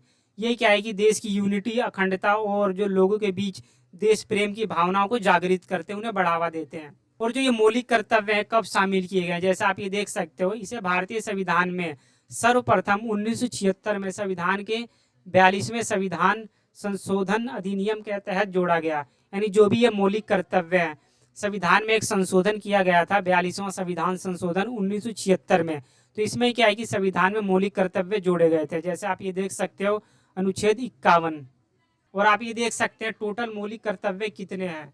शुरुआत में अनुच्छेद 51 भाग अ के तहत कुल 10 मौलिक कर्तव्य संविधान में जोड़े गए थे। लेकिन क्या है कि 2002 में 86वां संविधान संशोधन किया जाता है। संविधान संशोधन का मतलब ये होता है कि संविधान में कुछ चेंज करना, सुधारना। तो उसमें क्या है कि एक और मौलिक कर्तव्य जोड़ दिया जाता है 11वां नंबर का। और आप ये मौलिक कर्तव्य का महत्व देख सकते हैं, क्या क्या इसका महत्व है। और जो ये मौलिक कर्तव्य होते हैं ये देश की प्रगति में सहायक होते हैं। लोकतंत्र को सफल बनाने में मौलिक कर्तव्य की महत्वपूर्ण भूमिका होती है। देख सकते हैं आप पॉइंट। देश की संस्कृति की रक्षा एवं संरक्षण करने हेतु सहायक भी हैं। यानी क्या है, जो मौलिक कर्तव्य हैं ये देश की संस्कृति की रक्षा करते हैं और उन्हें संरक्षण प्रदान करते हैं। और अपने जो मौलिक कर्तव्य हैं वो देश में जो भी नारियां हैं उनका सम्मान करते हैं।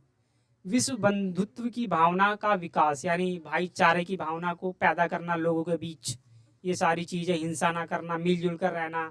और आप ये देख सकते हैं टोटल 11 मौलिक कर्तव्य, इन्हें आप याद कर लेना ताकि आप पेपर में लिख सको। जैसा आप पहला देख सकते हो, प्रत्येक नागरिक का यह कर्तव्य होगा कि वह भारत की संप्रभुता, एकता एवं अखंडता की रक्षा करके उसे अटूट बनाए रखे। और आप सेकंड भी ऐसे ही देख सकते हो, भारतीय संविधान के सभी नियमों का पालन करना चाहिए। जो भी उसमें आर्टिकल, अनुच्छेद, नियम कानून बनाए हैं उसका पालन करना चाहिए। राष्ट्रीय ध्वज और राष्ट्रीय गान का पालन करना चाहिए। तो यही सारी चीज़ है, बेसिक चीज़ है, कुछ ज़्यादा मुश्किल नहीं है मौलिक कर्तव्य। ठीक है, और मैं स्क्रॉल करता हूँ इसे। और आप ये 10वां क्वेश्चन देख सकते हैं, भारत में स्थानीय शासन पंचायती राज के इतिहास का वर्णन कीजिए। बहुत इंपॉर्टेंट क्वेश्चन है, मोस्ट इंपॉर्टेंट क्वेश्चन है, पेपर में छपता ही छपता है ये। जैसे आप ये देख सकते हो, पंचायती राज का मतलब यहाँ पे क्या होता है। पंचायती राज का बेसिकली मकसद ये है, जो भी अपने गांव देहात है वहाँ पे लोगों को कुछ शक्तियाँ देना ताकि वहाँ जो भी छोटे मोटे काम है वो खुद कर सकें। इसमें क्या है, संविधान में एक संशोधन किया गया था, 73वां संविधान संशोधन, जिसके तहत पंचायती राज को संवैधानिक दर्जा दिया गया। तो मैं आपको और थोड़ा डिटेल में पढ़ा देता हूँ इसे। साधारण शब्दों में स्थानीय शासन से अभिप्राय उस शासन से होता है जहाँ स्थानीय मामलों का प्रबंध स्थानीय व्यक्ति स्वयं अपने प्रतिनिधित्वों द्वारा करते हैं। तो मैंने आपको बता दिया, जो गांव में लोग रह रहे हैं वहाँ की जो प्रॉब्लम है वही हैंडल करेंगे। व्यवहार में वे सब कार्य जिनका संपादन ग्राम पंचायतों, ब्लॉक समितियों, जिला परिषदों, नगर पालिकाओं, परिषदों तथा निगमों द्वारा होता है स्थानीय शासन के अंतर्गत आते हैं। जो भी ये कार्य हैं ये क्या है, स्थानीय शासन के अंतर्गत आते हैं। और आगे बढ़ते हैं हम। तो आप ये देख सकते हैं क्या है कि 1992 में ये पारित हुआ था। स्थानीय शासन सत्ता के विकेंद्रीकरण पर आधारित है और इसका मुख्य उद्देश्य स्थानीय क्षेत्र के निवासियों का कल्याण एवं विकास करना होता है। यानी जो भी ये स्थानीय शासन है उसका मतलब है शक्तियों का बंटवारा, और उसका मुख्य उद्देश्य जो भी अपने गांव में लोग रह रहे हैं स्थानीय क्षेत्र में उनका कल्याण करना और विकास करना। और जो ये एक्ट है ये कब पास हुआ था? 1992 में, 1992 में। और एक थिंकर रहे हैं जे क्लार्क, जिन्होंने स्थानीय शासन की परिभाषा दी है, जैसा आप इसे पढ़ सकते हैं। स्थानीय शासन किसी भी राष्ट्र अथवा राज्य की सरकार का वह भाग है जो कि मुख्यतः ऐसे मामलों से संबंध रखता है जो कि किसी जनपद अथवा स्थान के निवासियों से संबंधित होता है। इसमें क्या है, जो भी ये थिंकर के व्यू होते हैं सेम एज इट इज आपको लिखने होते हैं, तभी आपको नंबर मिलेगा। तो इसमें क्या है कि रटना ही पड़ेगा आपको। और इसमें नेक्स्ट है भारत में स्थानीय शासन पंचायती राज का इतिहास। इसमें क्या है कि पंचायती राज की हिस्ट्री के बारे में बताया गया है, तो इसे आप पढ़ लेना। स्क्रॉल कर देता हूँ। और सामुदायिक विकास कार्यक्रम, ये भी बहुत इंपॉर्टेंट है। इसे क्या है 2 अक्टूबर 1952 को इसका शुभारंभ किया गया था। इसमें क्या है कि ग्रामीण विकास किया जाता है, जो गांव में गरीब जनता रहती है तो ग्रामीण विकास पे इसमें बहुत ज़्यादा फोकस किया जाता है। इस समुदाय ने ग्रामीण विकास से संबंधित कार्य जैसे कृषि, पशुपालन, शिक्षा, जन स्वास्थ्य आदि पर जोर देकर राष्ट्र की सफलता में अपना योगदान दे पाया। यानी जो ये सामुदायिक विकास कार्यक्रम है इसका काम क्या है, जैसे कृषि, पशुपालन, शिक्षा, जन स्वास्थ्य पर विशेष ध्यान देना।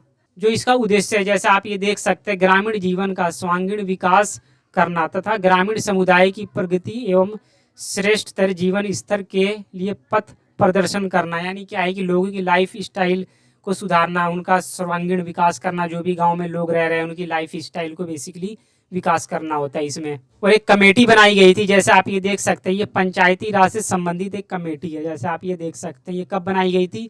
बलवंत राय मेहता समिति। बलवंत राय मेहता समिति की स्थापना जनवरी 1957 में की गई थी। यानी जो ये बलवंत राय मेहता समिति है इसकी स्थापना कब की गई थी? 1957, 1957 में। बलवंत राय मेहता समिति का गठन पंचायती राज व्यवस्था को मजबूती प्रदान करने हेतु किया गया। जो इसका गठन किया गया था वो किस लिए किया गया था? ताकि जो पंचायती राज है उसका अच्छे से गठन किया जा सके, उसको मजबूती दी जा सके। और जो बलवंत राय मेहता समिति थी उसने क्या है कुछ रिकमेंडेशन दी थी, अपनी सिफारिशें दी थी, अपनी रिपोर्ट प्रस्तुत की थी। तो इसमें आप ये देख सकते हैं, इसे आप पढ़ लेना, ठीक है। तो आगे मैं स्क्रॉल कर देता हूँ। और ये अशोक मेहता समिति भी है, इनकी रिपोर्ट भी आप पढ़ लेना। और ये 11वां क्वेश्चन है, जैसा आप ये देख सकते हैं, 73वें संशोधन अधिनियम और प्रमुख अनिवार्य प्रावधानों की व्याख्या कीजिए। तो जो 73वां संविधान संशोधन है ये क्या है कि पंचायती राज सिस्टम से रिलेटेड है। जो मैंने आपको ऊपर पढ़ा है वो भी जो थोड़ी ऊपर की बातें हैं इसमें लिख दोगे तो आपका काम चल जाएगा और आपको नंबर मिल जाएंगे। तो यहाँ भी वही है बेसिकली सारी चीज़ें। जैसे आप ये देख सकते हो पंचायती राज सिस्टम, इसमें क्या है थोड़ा क्वेश्चन घूम फिर के आ जाता है। जैसे ऊपर आपने देखा स्थानीय शासन, फिर यहाँ पे क्या दे रखा है 73वां संविधान संशोधन।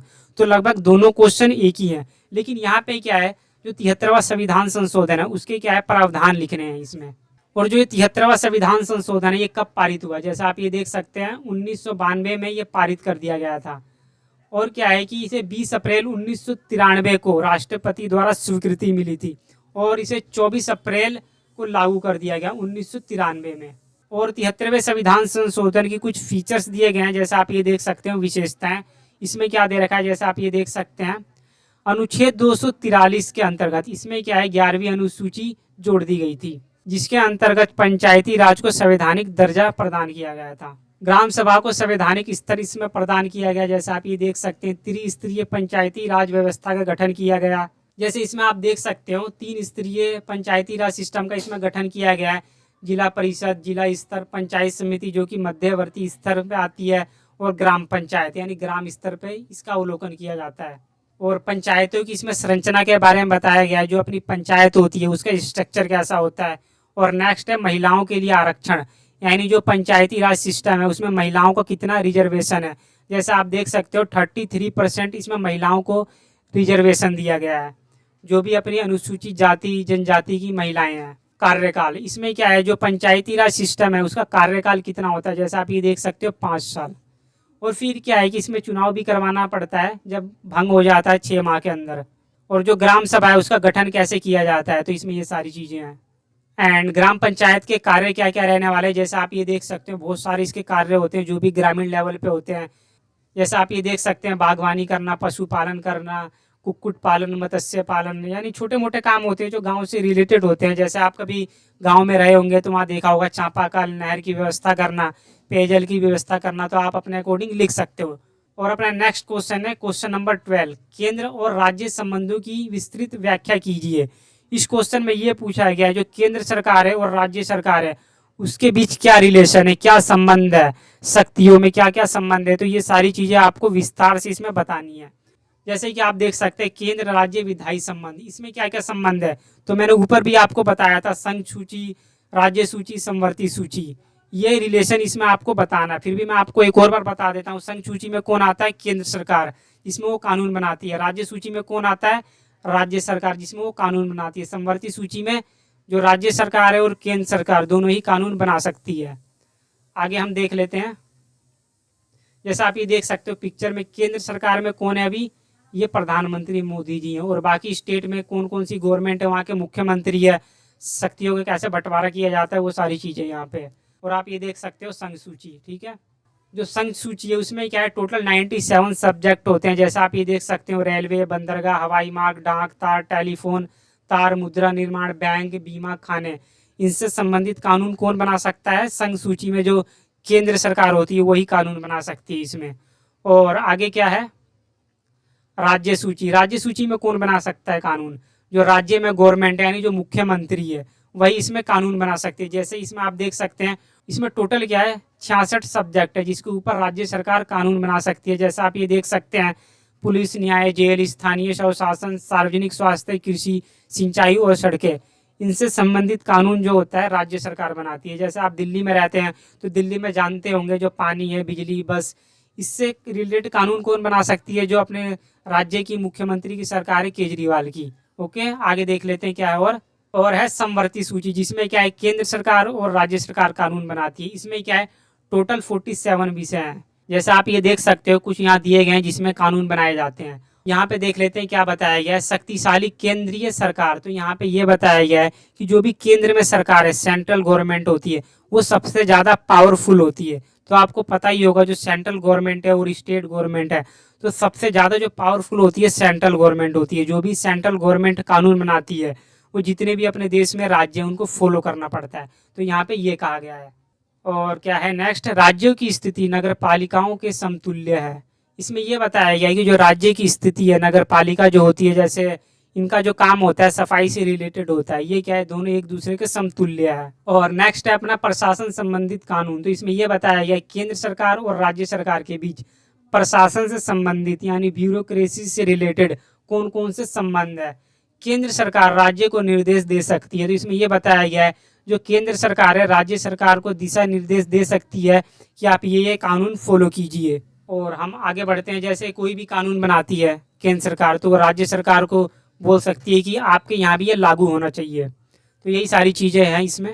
और क्वेश्चन नंबर 13 क्या दे रखा है यहाँ देख लेते हैं। उच्चतम न्यायालय की मूल शक्तियों और क्षेत्राधिकारों का वर्णन करिए। यह किस प्रकार भारत के संघीय मामलों का निपटारा करता है। तो जो ये उच्चतम न्यायालय, उच्चतम न्यायालय का मतलब क्या है, सुप्रीम कोर्ट, जो कि नई दिल्ली में है। जैसे आपको पता भी होगा एक मेट्रो स्टेशन है सुप्रीम कोर्ट, तो वहाँ पे है ये सुप्रीम कोर्ट। तो इसमें ये पूछा गया है उसकी क्या क्या शक्तियाँ हैं और उसका क्षेत्राधिकार क्या क्या है, वो किस किस एरिया में अपना काम कर सकता है। और जो संघीय मामले यानी जो सेंट्रल गवर्नमेंट से रिलेटेड कोई भी विवाद है उनका निपटारा ये कैसे करता है। तो इसी क्वेश्चन में यही पूछा गया है।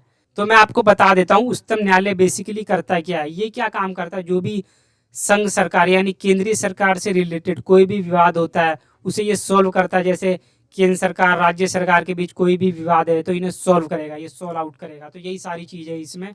उच्चतम न्यायालय की मूल शक्तियों और क्षेत्राधिकार, संघीय मामलों का निपटारा। तो इसमें यही है कि उसकी क्या क्या शक्तियाँ हैं, क्षेत्रीय अधिकार क्या है और संघीय मामलों का निपटारा कैसे करता है। जैसा आप ये देख सकते हैं संवैधानिक मामलों में अपील। इसमें क्या बताया गया, जो उच्च न्यायालय यानी जो हाई कोर्ट है, यदि कोई व्यक्ति उच्च न्यायालय में जाता है और उच्च न्यायालय का डिसीजन आता है कि आप दोषी करार दिए जाते हैं, तो वो इंसान यदि खुश नहीं है तो उच्चतम न्यायालय में जाकर उसकी अपील कर सकता है। तो इसमें यही बताया गया। जैसे देख सकते हैं आप संवैधानिक मामलों में उच्चतम न्यायालय में उच्च न्यायालय के फैसले के खिलाफ अपील की जा सकती है। और नेक्स्ट है अपना दीवानी अपील। इसमें क्या है, जो भी प्रॉपर्टी से रिलेटेड कोई भी इशू होता है तो इसमें भी हम अपील कर सकते हैं। और नेक्स्ट है अपना फौजदारी अपीलें। जैसा आप इसमें देख सकते हैं, इसमें क्या है, चोरी डकैती हत्या अपहरण आदि से कोई भी रिलेटेड कोई भी अपील है, इशू है, तो हम अपील कर सकते हैं सर्वोच्च न्यायालय में। और इसे आप बारीकी से पढ़ लेना, ठीक है, डाउनलोड करके। मैं और आगे दिखा देता हूँ क्या है विशेष अपीलें। इसमें क्या है, कुछ विशेष अपीलें होती हैं, इसमें हम अपील करते हैं अनुच्छेद 135 के तहत। और नेक्स्ट है अपना परामर्शदात्री क्षेत्राधिकार। और नेक्स्ट है अपना पुनर्विचार संबंधी क्षेत्राधिकार, अभिलेख न्यायालय, बहुत सारी चीजें इसके क्षेत्राधिकार है दोस्तों। और क्वेश्चन नंबर 14 है, आप इस बात से कितना सहमत है कि जनहित याचिका गरीबों की सहायता के लिए सफल सिद्ध हुई है। इसके बारे में मैं आपको बता देता हूँ जनहित याचिका क्या होती है। जनहित याचिका का मतलब क्या होता है मैं आपको बता देता हूँ। जनहित याचिका ये होती है जो सामूहिक लोगों के हित के लिए काम करती है। जैसे क्या है कि एक कम्युनिटी है जिसमें क्या है कि बहुत सारे लोग किसी चीज़ से पीड़ित है, तो क्या है कि उसकी आवाज़ हम उठा सकते हैं सर्वोच्च न्यायालय में। जैसा आप देख सकते हो, जैसे पहले के टाइम में जो मुस्लिम महिलाएं थी उनके साथ 3 तलाक किया जाता था, तो बहुत पीड़ित थी, तो उसे हम सुप्रीम कोर्ट में लेके गए, जो उसे हम क्या कह सकते हैं, वो एक जनहित याचिका थी। यानी सभी के लिए जो फायदेमंद हो याचिका, उसे हम कहते हैं जनहित याचिका। जैसा आप ये पढ़ सकते हैं, जनहित याचिका का अर्थ, जनहित याचिका वह याचिका है जो लोगों के सामूहिक हितों के लिए न्यायालय में दायर की जाती है। जनहित याचिका का बेसिकली यही मतलब निकलता है कि सभी के हित के लिए बात करना सुप्रीम कोर्ट में जाकर के। और हम आगे देख लेते हैं। और जो याचिकाएं हैं वो सामाजिक और आर्थिक, पर्यावरण, राजनीतिक, मानव अधिकार से संबंधित हो सकती हैं। और आप ये कारण देख सकते हैं। तो मैं आपको क्वेश्चन का छोटा छोटा मीनिंग समझा दे रहा हूँ ताकि आप अच्छे से समझ के पढ़ सकें इसे। और सार्वजनिक ध्यान, कानूनी निर्णय, संवैधानिक माध्यम, ये सारी चीज़ें इसमें पॉइंट बन के आती हैं। जागरूकता और सहयोग बढ़ाने में सहायक है। सामाजिक परिवर्तन में याचिका जो होती है, जनहित याचिका, बहुत हेल्प करती हैं। और नेक्स्ट क्वेश्चन है क्वेश्चन नंबर 15, न्यायिक सक्रियता किस प्रकार मौलिक अधिकारों का संरक्षण करती है। तो इसमें क्या बताया गया है, जो न्यायिक सक्रियता है, जो अपने फंडामेंटल राइट है, मौलिक अधिकार है, उनको प्रोटेक्ट कैसे करती है, तो इसके बारे में हमें पढ़ना है। तो मैं आपको पहले बता देता हूँ न्यायिक सक्रियता हम किसे कहते हैं। इसमें यह बताया गया है जो भी है न्यायपालिका अपने क्षेत्र से हटकर काम करती है, जैसे विधान पालिका, कार्यपालिका और सरकारी अधिकारी है, उन्हें यह आदेश दे सकती है कि ये काम गलत है, आप मत कीजिए, ये काम सही है, इसको कीजिए। इस तरीके से क्या है, ये मौलिक अधिकारों का संरक्षण करती है। तो बेसिकली इसका मतलब यही होता है, जो न्यायपालिका है अपने एरिया से बाहर निकल के यानी अलग लेवल पे काम करना, तो उसे ही हम कहते हैं न्याय सक्रियता। यानी क्या है कि जो ये न्यायपालिका है, जो इसका क्षेत्र है, जो एरिया है, वहाँ रहकर ये काम तो कर ही रही है, प्लस क्या है वहाँ से अलग हटके भी काम कर रही है, तो उसे हम क्या कहेंगे, न्यायिक सक्रियता। तो आपको समझ में आ गया और आप इसे पढ़ लेना। और आप ये देख सकते हैं न्यायिक सक्रियता द्वारा मौलिक अधिकारों का संरक्षण कैसे किया जाता है। जो आर्टिकल 32 है उसमें क्या है कि सर्वोच्च न्यायालय 5 रिट जारी करता है, जिसमें क्या है कि मौलिक अधिकारों का संरक्षण किया जाता है। और क्या है, आर्टिकल 226 में यह बताया गया है जो उच्च न्यायालय, जो यानी हाई कोर्ट है, 226 के तहत अपने जो फंडामेंटल राइट है उन्हें वो प्रोटेक्ट करते हैं। और क्या है इसमें, जैसा आप ये देख सकते हैं, मौलिक अधिकारों का उत्थान कैसे किया जाता है, जो ये न्यायिक सक्रियता है इसके माध्यम से। और क्या क्या है इसमें, और इसमें आप पॉइंट देख सकते हैं। ये क्वेश्चन क्या है आ जाता है कभी कभार आपके एग्जाम में, तो सारे इंपॉर्टेंट है। और आपका क्वेश्चन नंबर है 16, जिसमें क्या है कि आपको पार्लियामेंट्री सिस्टम के बारे में बताना है। जिसमें क्या है कि जो संसद होती है उसके 3 घटक होते हैं, राष्ट्रपति, लोकसभा और राज्यसभा। इसमें क्या है कि कानून बनाने के लिए इन दोनों की महत्वपूर्ण भूमिका होती है। जो लोकसभा है उसमें कानून पेश किया जाता है, जब यहाँ से पास हो जाता है तो राज्यसभा में जाता है, फिर पास होकर क्या है राष्ट्रपति के पास जाता है और ये साइन कर देता है, तो क्या है जो ये कानून है वो लागू कर दिया जाता है देश में। और राष्ट्रपति के बारे में आप देख सकते हैं यहाँ पे क्या क्या भूमिका होती है। लोकसभा के बारे में आप पढ़ सकते हैं, लोकसभा का विघटन कैसे किया जाता है, राज्यसभा, ये सारी चीज़ें यहाँ पे कितने सदस्य होते हैं, इसके दोहरी सदस्यता, ये सारी चीज़ें। प्रधानमंत्री का नेतृत्व कैसा होता है, प्रधानमंत्री जो भी मुख्य फैसले हैं वो लेता है, सामूहिक जिम्मेदारी। और क्वेश्चन नंबर है 17, इसमें क्या बताया गया है, भारतीय संसदीय लोकतांत्रिक शासन प्रणाली में प्रधानमंत्री की शक्तियों तथा भूमिका पर प्रकाश डालिए। इसमें क्या है, जो भी अपना देश है वो एक लोकतांत्रिक है, तो उसमें क्या है प्रधानमंत्री की अपने को शक्तियाँ बतानी, क्या क्या उसके पास पावर है।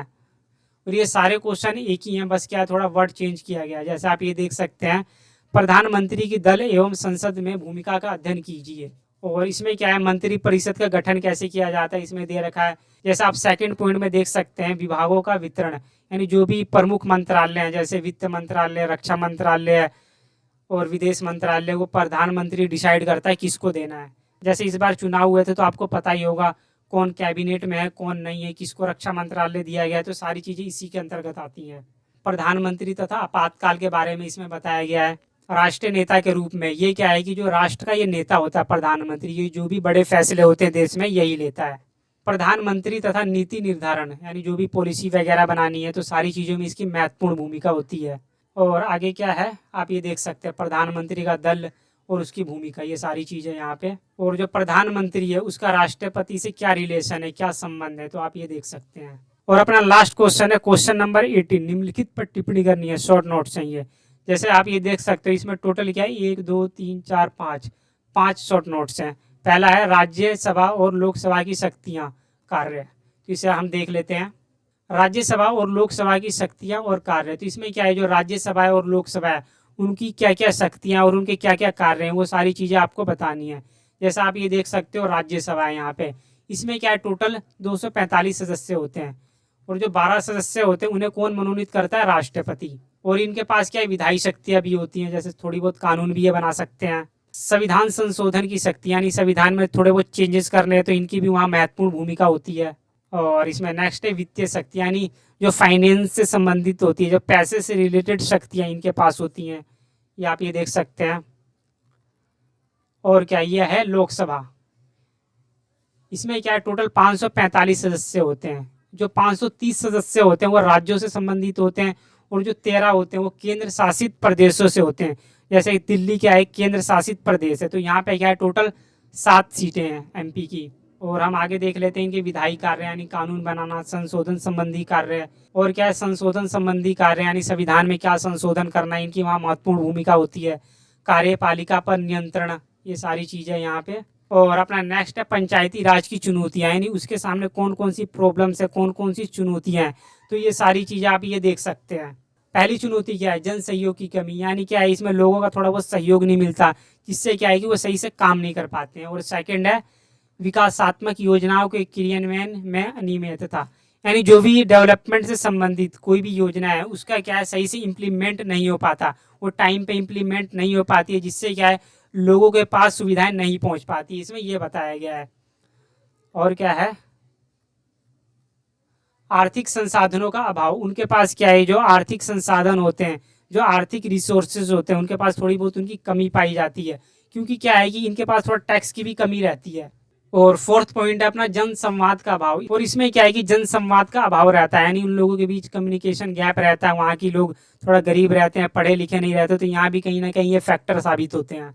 और फिफ्थ पॉइंट है योग्य प्रशासकों एवं विशेषज्ञों की चुनौती, और इसमें क्या है जो ज़्यादा पढ़े लिखे लोग हैं यानी जो प्रशासनिक दृष्टि से हैं उनका भी थोड़ा इन्हें सहयोग नहीं मिलता है। सही व विश्वसनीय तथ्यों की कमी, इसमें क्या है कि जो विश्वसनीय आंकड़े हैं वो हमें प्रोवाइड नहीं हो पाते हैं, तो ये सारी चीज़ें इसमें। अधिकारियों व पदाधिकारियों के बीच संबंधों की चुनौती, इसमें क्या है जो अधिकारी हैं, जो ऑफिसर्स हैं, उनके बीच क्या है संबंधों की चुनौती रहती है, उनके बीच अच्छे खासे संबंध नहीं रहते, जो भी हाई लेवल के ऑफिसर रहते हैं जो डिस्ट्रिक्ट में। तो आप ये देख सकते हैं चुनौतियों का समाधान, यानी जो भी पंचायती राज सिस्टम के सामने जो भी प्रॉब्लम है, समस्या है, उनको हम कैसे सोल्व कर सकते हैं, ये पॉइंट में बताया गया है यहाँ पे। और यहाँ पे सी पॉइंट है गठबंधन राजनीति के दौर में प्रधानमंत्री की भूमिका। तो यहाँ पे यह बताया गया है कि जब देश में किसी एक पार्टी की सरकार नहीं बनती है तो वो क्या करती है, बहुत सारे पार्टियों को मिला करके अपनी सरकार बनाती है। जैसे कि आपको पता होगा 2024 में जब चुनाव हुए थे तो बीजेपी को पूर्ण बहुमत नहीं मिला, तो वो सही से सरकार नहीं बना पाई, तो क्या है उन्होंने कई पार्टियों को मिलाकर सरकार बनाई, तो उसे हम क्या कहेंगे, गठबंधन की राजनीति। जो आज के समय में जो राजनीति यानी 2024 में जो प्रधानमंत्री वो क्या है गठबंधन की राजनीति पे शासन कर रहे हैं देश में।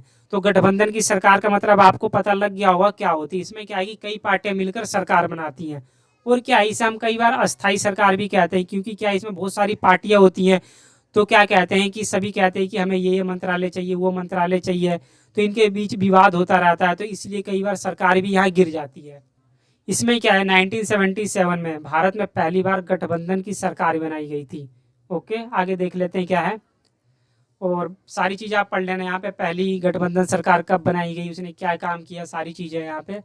और दूसरी गठबंधन सरकार क्या बनी है, कब बनी। डी पॉइंट है अपना संसदीय विशेषाधिकार। तो इसमें क्या है, इस संसदीय विशेषाधिकार के बारे में आर्टिकल 105 में बताया गया है लोकसभा और राज्यसभा के क्या क्या शक्तियाँ हैं, विशेषाधिकार है इसमें, जैसा आप ये देख सकते हैं। और व्यक्तिगत विशेषाधिकार उनके पास क्या क्या हैं, यानी पर्सनली क्या क्या राइट होते हैं उनके पास, ये सारी चीज़ें हैं। और नेक्स्ट है अपना रिट। रिट बेसिकली उसे बोलते हैं, क्या है कि जब हमारे मौलिक अधिकारों का उल्लंघन होता है तो रिट वहाँ पे आकर हमारी रक्षा करता है। जो ये रिट है ये कौन जारी करता है, सर्वोच्च न्यायालय यानी सुप्रीम कोर्ट। तो आप ये देख सकते हैं आगे क्या दिया गया है, जैसे आर्टिकल 226 के बारे में आप देख सकते हैं।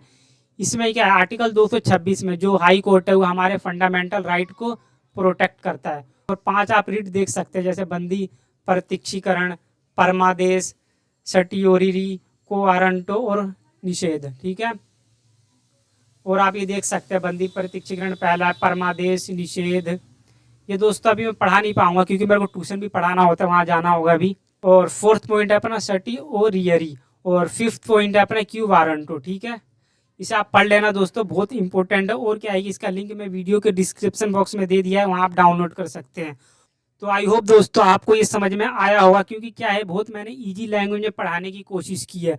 और इस चैनल को आप सब्सक्राइब कर लेना, क्योंकि जो भी लेटेस्ट वीडियो आती है इस चैनल के माध्यम से आपको मैं प्रोवाइड कर सकूं। Thank you for watching this video दोस्तों। अब मिलते हैं नेक्स्ट वीडियो में ऐसी न्यू वीडियो के साथ।